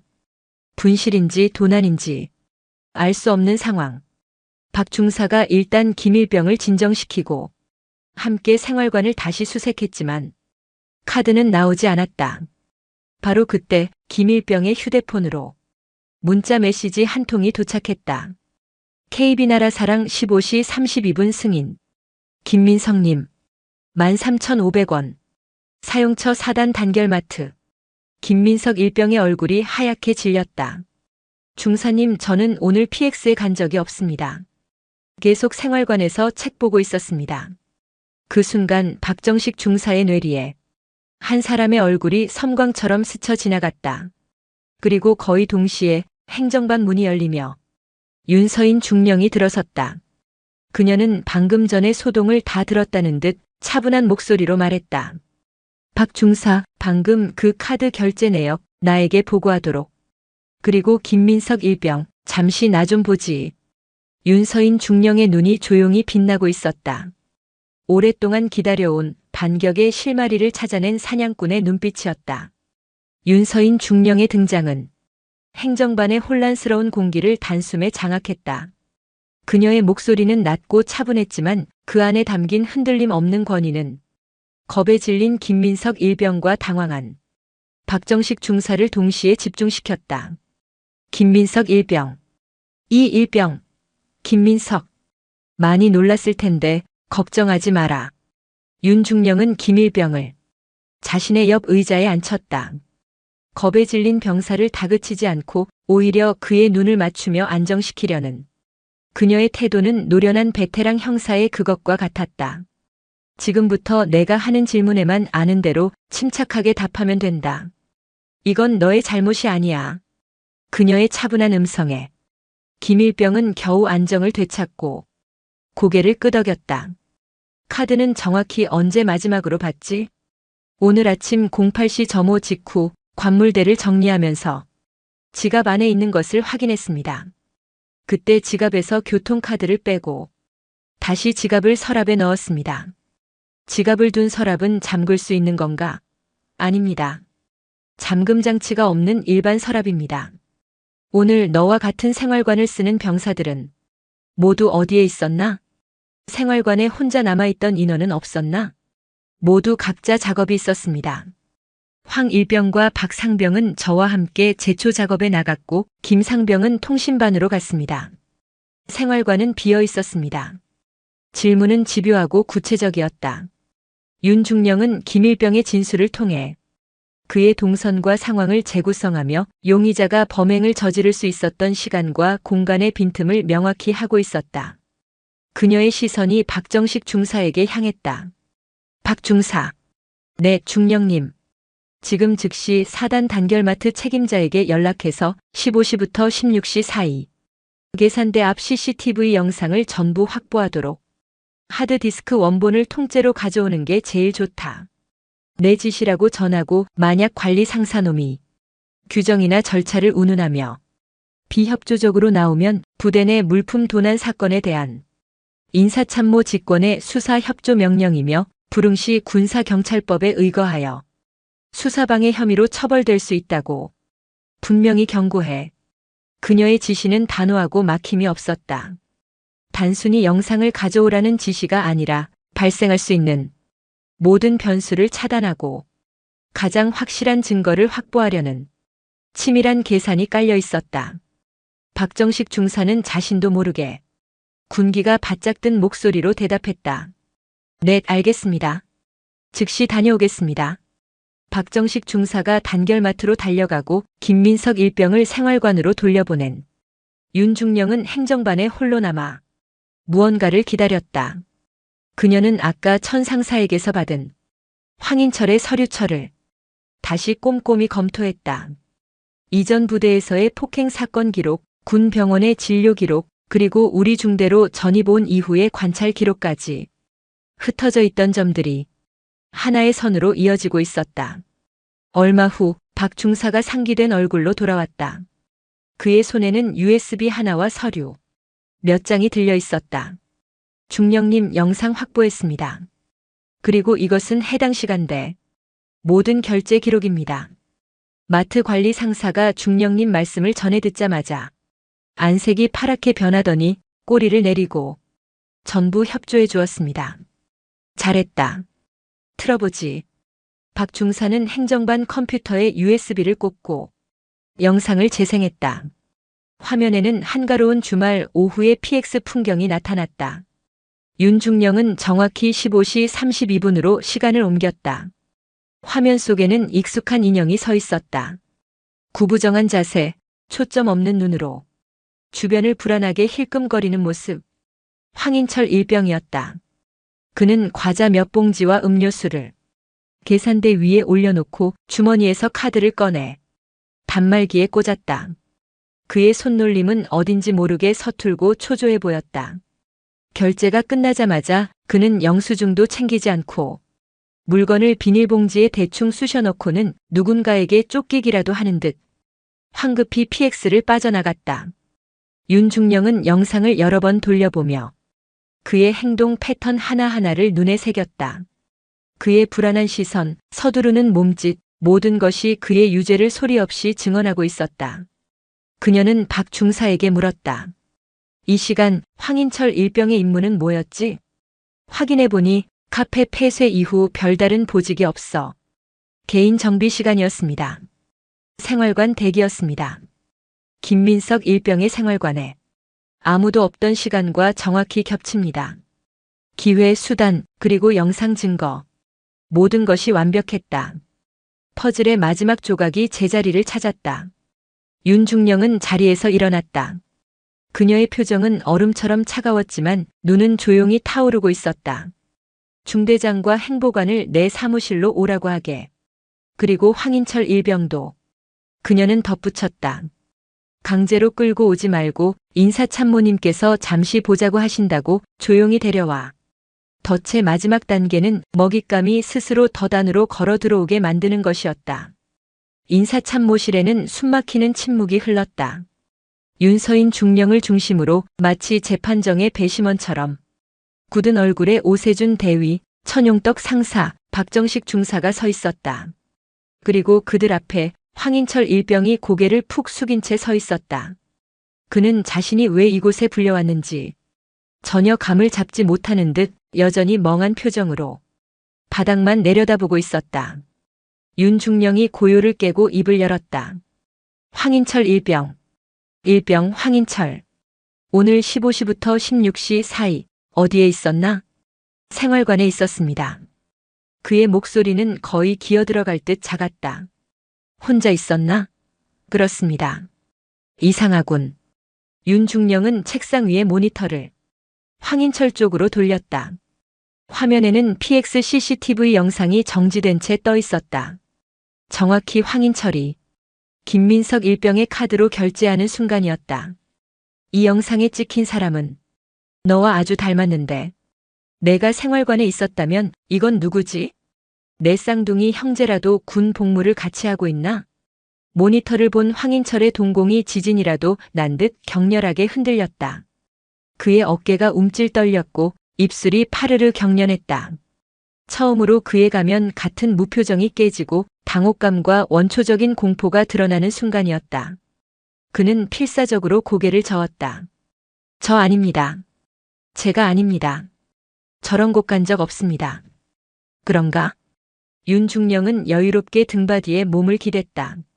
그럼 이건 어떻게 설명할 거지? 그녀는 박 중사가 가져온 결제 기록 사본을 들어보였다. 15시 32분 단결마트 13,500원. 결제 카드 소유주 김민석 일병. 그리고 이 카드는 지금 김민석 일병에게 없어. 혹시 어디 있는지 아나? 모릅니다. 제가 어떻게 압니까? 황인철의 목소리가 날카롭게 변했다. 궁지에 몰린 짐승이 내는 것과 같은 소리였다. 그때였다. 윤중령의 표정에서 마지막 온기마저 사라졌다. 그녀는 황인철에게 마지막 질문을 던졌다. 황 일병. 지금 내 전투복 바지 주머니에 들어있는 게 뭐지? 그 순간 황인철의 얼굴에서 핏기가 완전히 가셨다. 그는 자신도 모르게 전투복 바지 주머니를 움켜쥐었다. 그 안에는 PX에서 훔친 카드로 산 아직 채 뜯지도 않은 과자들이 들어있었다. 그는 모든 것을 들켰다는 사실을 깨달았다. 내놔. 윤중령의 목소리는 명령이었다. 황인철은 잠시 망설이다가 체념한 듯 떨리는 손으로 주머니에서 비닐봉지를 꺼내 책상 위에 올려놓았다. 봉지 안의 과자들은 그의 범행을 증명하는 낙인과도 같았다. 아! 황인철의 입에서 의미 없는 신음이 터져나왔다. 그의 눈에 다시 도끼가 번졌다. 그는 윤중령을 노려보며 알아들을 수 없는 욕설을 중얼거리기 시작했다. 시발 내가 뭔데 다 죽여버릴 거야. 가만 안 둬. 오세준 대위와 천상사는 이제 이 상황을 어떻게든 수습해야 한다는 생각에 안절부절 못했다. 하지만 그들이 입을 열기도 전에 윤서인 중령이 먼저 움직였다. 그녀는 더 이상 황인철을 보지 않았다. 대신 책상 위에 전화기 수화기를 들었다. 그리고는 망설임 없이 또박또박 번호를 눌렀다. 방 안에 있는 모두가 숨을 죽였다. 전화기 너머의 교환병에게 그녀가 말했다.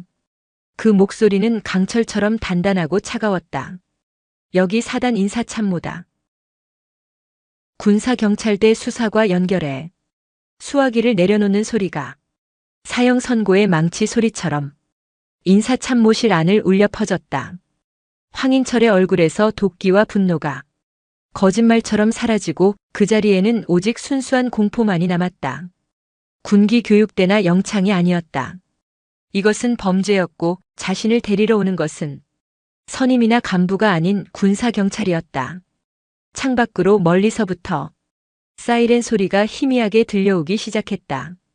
그 소리는 점점 더 가깝고 선명하게 황인철의 귀를 향해 다가오고 있었다.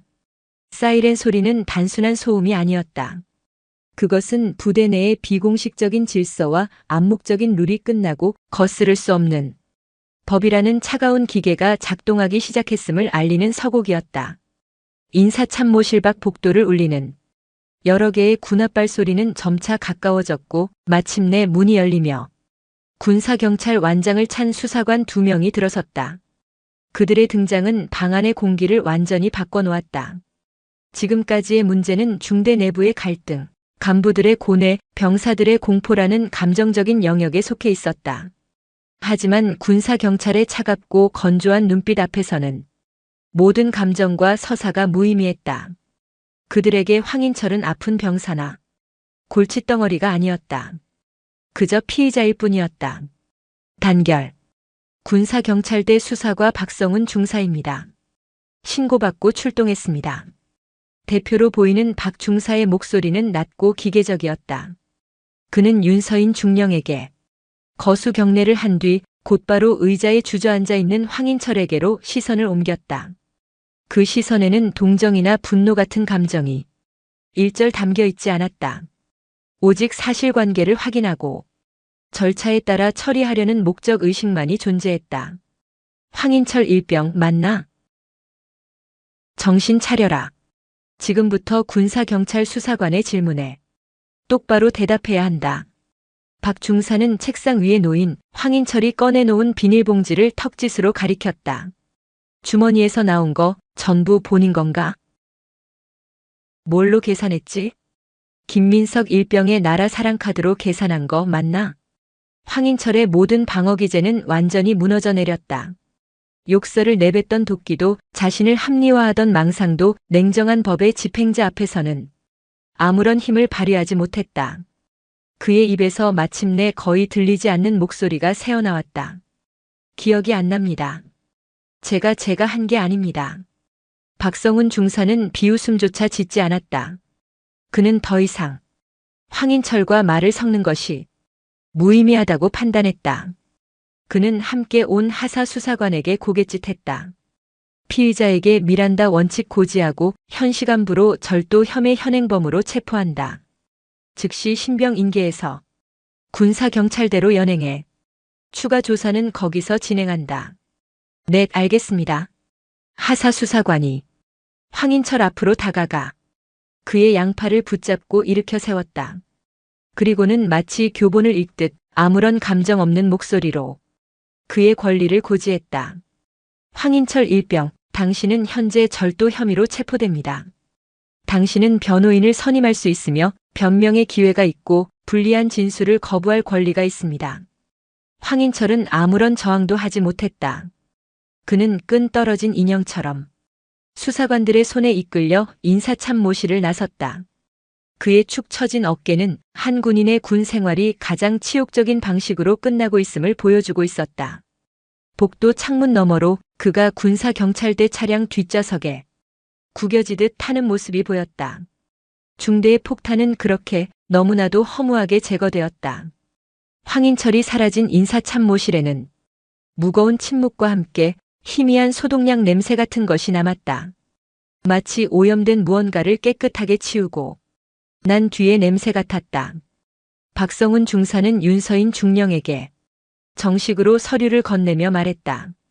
중령님 CCTV 영상 원본과 피해자, 김민석 일병의 진술서, 그리고 최초 목격자인 박정식 중사님의 진술서를 정식으로 요청드립니다. 그리고 이번 사건의 배경이 된 피의자의 과거 상관 모욕 행위에 대한 중령님의 진술이 결정적인 역할을 할 것 같습니다. 윤서인 중령은 기다렸다는 듯이 완벽하게 준비된 서류철을 내밀었다. 여기 필요한 모든 자료가 있다. 참고하도록. 박성훈 중사는 서류를 훑어보더니 놀란 표정을 지었다. 단순한 진술서가 아니었다. 황인철의 전입일부터 시작된 모든 기행, 그에 대한 중대 간부들의 조치 내역, 그리고 그것이 왜 부적절하고 무책임한 지휘 행위였는지에 대한 윤서인 중령의 냉철한 분석과 의견까지 담겨 있었다. 이것은 단순한 증거 자료가 아니라 한 부대의 지휘 관리 시스템 전체의 실패를 고발하는 기소장에 가까웠다. 대단하십니다, 중령님. 이렇게까지 정리해 주시면 저희 일이 훨씬 수월해집니다. 즉시 수사에 착수하겠습니다. 단결. 군사경찰들이 사라지자 그제야 오세준 대위가 참았던 말을 터뜨렸다. 그의 목소리에는 원망과 두려움이 뒤섞여 있었다. 중령님, 일이 너무 커진 것 아닙니까? 저 녀석 어차피 정신적으로 문제 있는 놈이고 곧 전역할 놈인데 그냥 영창 한 번 더 보내고 조용히 끝낼 수도 있었을 텐데 말입니다. 이제 이 일은 사단 전체에 보고될 거고 저와 행보관님은 그의 말은 징계를 면하고 싶다는 간절한 호소였다. 윤서인 중령은 그런 오대위를 한심하다는 듯 그러나 동시에 무지한 학생을 가르치려는 스승처럼 차갑게 바라보았다. 오대위. 자네는 아직도 문제의 본질을 전혀 파악하지 못하고 있군. 자네가 말하는 그 조용히 끝내는 방식이 바로 이 사태를 만든 진짜 원인이야. 그녀는 자리에서 일어나 창가로 걸어갔다. 창밖의 평화로운 부대 풍경과 인사참모실 안의 무거운 공기가 극명한 대조를 이루었다. 황인철 일병은 아픈 병사이기도 하지만 동시에 범죄를 저지른 군인이다. 그의 병이 모든 행동에 대한 면죄부가 될 수는 없어. 만약 우리가 이걸 또 좋은 게 좋은 거라며 덮었다면 다음번엔 무슨 일이 일어났을 것 같나? 김민석 일병의 카드가 아니라 부대 무기고 열쇠를 훔쳤다면 어쩔 뻔했지? 아니, 더 나아가서 그가 누군가를 정말로 해치거나 고통을 이기지 못하고 극단적인 선택이라도 했다면 그때도 조용히 끝낼 수 있었을까? 윤중령의 말 한마디 한마디는 날카로운 비수가 되어 오대위와 천상사의 가슴에 깊숙이 박혔다. 그들은 부끄러움에 고개를 들지 못했다. 언제나 어떻게든 사고만 나지 않게라는 소극적인 자세로 문제의 본질을 외면한 채 황인철을 방치하고 격리했던 과거의 시간들이 주마등처럼 스쳐 지나갔다. 윤중령의 목소리는 더욱 낮고 단호해졌다. 지휘관의 책임은 문제 병사 하나를 감싸주고 덮어주는 것에서 끝나는 게 아니야. 오히려 그 반대다. 부대 전체의 안전과 기강을 유지하고 이름도 없이 묵묵히 자신의 임무를 다하는 선량한 다수의 병사들을 소수의 위험으로부터 완벽하게 보호하는 것이 훨씬 더 크고 본질적인 책임이다. 그걸 망각하는 순간 자네들은 그 어깨에 달린 계급장을 뗄 자격이 없는 거야. 그녀는 다시 자리로 돌아와 두 사람을 똑바로 응시했다. 이번 일에 대한 징계 두려운가? 두려워해야 마땅하지. 하지만 그 징계는 사건을 키운 것에 대한 벌이 아니야. 책임을 회피하고 문제를 방치하며 스스로의 의무를 저버린 것에 대한 당연한 대가다. 오늘 일을 계기로 그걸 뼈저리게 깨닫지 못한다면 자네들은 앞으로도 똑같은 실수를 반복하며 군복을 더럽히게 될 거다. 군사경찰대에서 조사를 받은 황인철은 모든 범행을 자백했다. CCTV라는 명백한 증거와 윤서인, 중령이 제출한 완벽한 자료 앞에서 더 이상 버틸 수 없었던 것이다. 그는 군사법원의 재판에 넘겨졌고 절도 혐의에 더해 과거의 폭행 및 상관 모욕 혐의까지 병합되어 실형을 선고받았다. 남은 복무 기간을 채우는 대신 그는 국군 교도소에서 형기를 마친 뒤 사회로 돌아가는 불명예 전역 처리될 운명에 처했다. 중대에는 짧고 강렬했던 폭풍이 지나갔다. 하지만 윤서인 중령은 여기서 멈추지 않았다. 그녀는 대대장을 넘어 사단장에게 이번 사건의 전말과 함께 전 부대 관심병사 관리 체계, 전면 혁신안을 정식으로 보고했다. 그것은 단순한 건의가 아니었다. 부대에 썩은 환부를 뿌리까지 도려내겠다는 한 엘리트 장교의 조용한 선전포고였다. 그녀의 진짜 전쟁은 이제부터 시작이었다. 황인철이 국군교도소로 이송되고 일주일 뒤 사단전 간부를 대상으로 한 관심장병 관리체계 개선 회의가 소집되었다. 사단장 주관이었지만 이 회의를 소집하고 판을 짠 실질적인 주체가 윤서인 중령이라는 것을 모르는 사람은 없었다. 회의실에 모인 각 부대 지휘관들의 얼굴에는 노골적인 귀찮음과 약간의 반감이 서려 있었다. 이미 문제는 해결되었는데 왜 긁어 부스럼을 만드냐는 무언의 항의였다. 회의가 시작되자 윤 중령은 단상에 올라 준비한 프레젠테이션을 띄웠다. 첫 장에는 큼지막한 글씨로 폭탄 돌리기, 이제는 끝내야 한다라고 적혀 있었다. 여기 계신 지휘관들께 묻겠습니다. 여러분은 황인철 일병 사건이 단지 한 명의 정신질환 병사가 저지른 개인의 일탈이라고 생각하십니까? 그녀의 목소리는 조용했지만 회의실 전체를 압도했다. 그녀는 황인철의 입대부터 범죄에 이르기까지의 모든 과정을 날짜별로 정리한 자료를 화면에 띄웠다. 최초 부대의 소극적인 대응, 군 병원의 형식적인 진단, 그리고 폭탄을 떠넘겨받은 본부 중대의 안일한 방치까지. 그것은 한 개인의 문제가 아니라 시스템의 모든 단계에서 실패가 누적된 필연적인 결과임을 명백히 보여주고 있었다. 윤 중령이 제안한 선제적 식별, 관리와 처벌의 분리, 과정 책임 강화라는 새로운 시스템의 골자가 설명되자 마침내 침묵을 깨고 한 사람이 손을 들었다. 포병대대의 정진욱 대위였다. 그는 평소 FM을 강조하면서도 실상은 병사관리보다 훈련 성과에만 집착하는 것으로 유명한 인물이었다. 중령님, 말씀하신 방향에는 공감합니다만 솔직히 너무 이상적입니다. 정대위는 자리에서 일어나 다른 간부들을 둘러보며 말했다. 저희는 사회복지사가 아닙니다. 군인입니다. 저희 본연의 임무는 전투준비 태세 유지입니다. 지금도 각종 훈련과 평가, 행정 업무만으로도 인력이 부족한데 어느 세월에 전 병사를 상대로 심층 상담을 하고 보고서를 씁니까? 중령님의 제안은 이상적이지만 현실적으로 현장 지휘관들의 업무 부담만 미친 듯이 가중시킬 뿐입니다. 그의 말에 몇몇 간부들이 동조하듯 고개를 끄덕였다.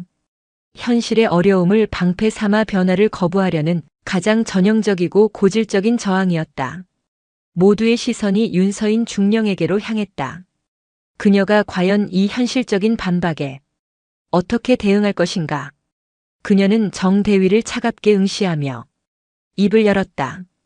그녀의 목소리에는 감정이 아닌 데이터에 기반한 냉철한 논리가 담겨 있었다. 정대위, 질문 하나 하지. 업무 부담이라고 했나? 그렇습니다. 현실적으로 불가능한 수준의 업무 부담입니다. 좋다. 그럼 묻지. 매주 병사 한 명당 10분씩 투자해서 상담 보고서 한 장을 쓰는 것과 황인철 일병 같은 사고가 터졌을 때 수십 장짜리 사건 경위서를 쓰고 군사경찰대 조사를 받고 사단 감찰부의 감사를 받으며 몇 주간 부대 전체가 마비되는 것 중에 어느 쪽의 업무 부담이 더 크다고 생각하나? 정 대위의 얼굴이 굳었다. 윤중령은 말을 이었다. 자네는 우리가 사회복지사가 아니라고 했지. 맞다. 우리는 군인이다. 그래서 더더욱 부대의 위험 요소를 사전에 식별하고 제거해야 할 책임이 있다. 인적 리스크 관리야말로 현대 지휘관의 가장 중요한 전투 준비다. 그걸 업무 부담으로 치부하는 것은 자신의 임무를 방기하겠다는 말과 같다.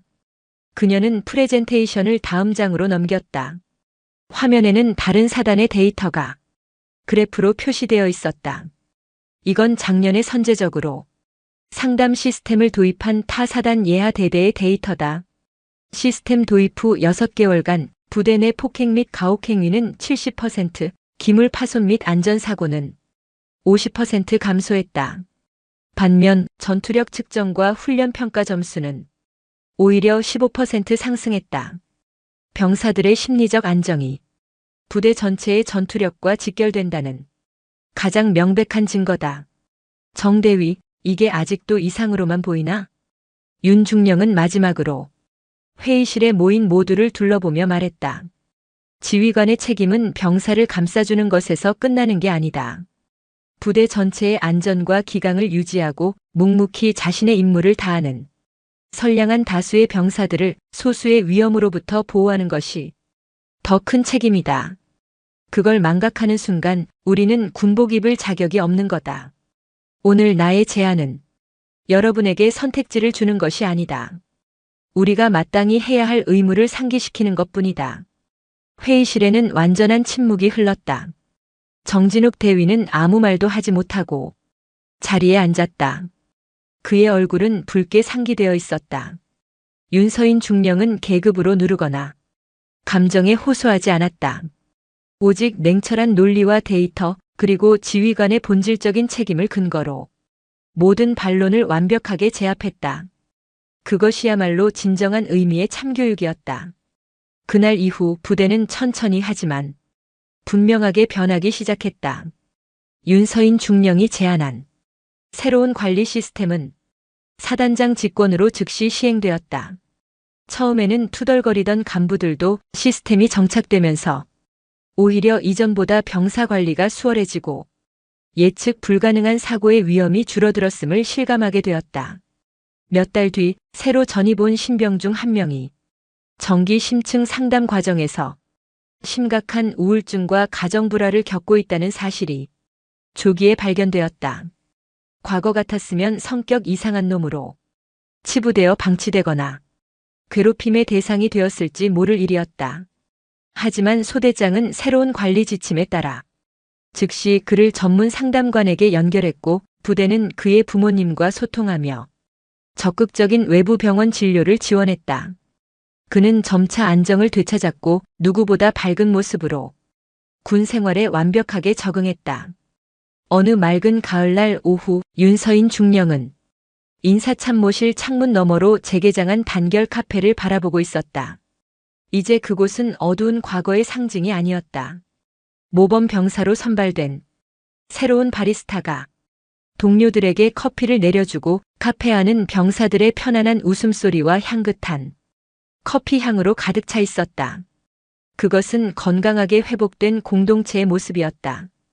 그 풍경을 바라보는 윤서인 중령의 입가에 비로소 옅은 미소가 떠올랐다. 그것은 한 명의 문제아를 쫓아낸 승리자의 미소가 아니었다.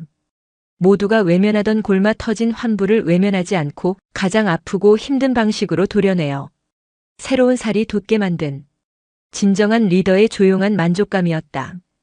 부대에는 새로운 새벽이 오고 있었다. 오늘 사연 모음집의 이야기 어떠셨나요?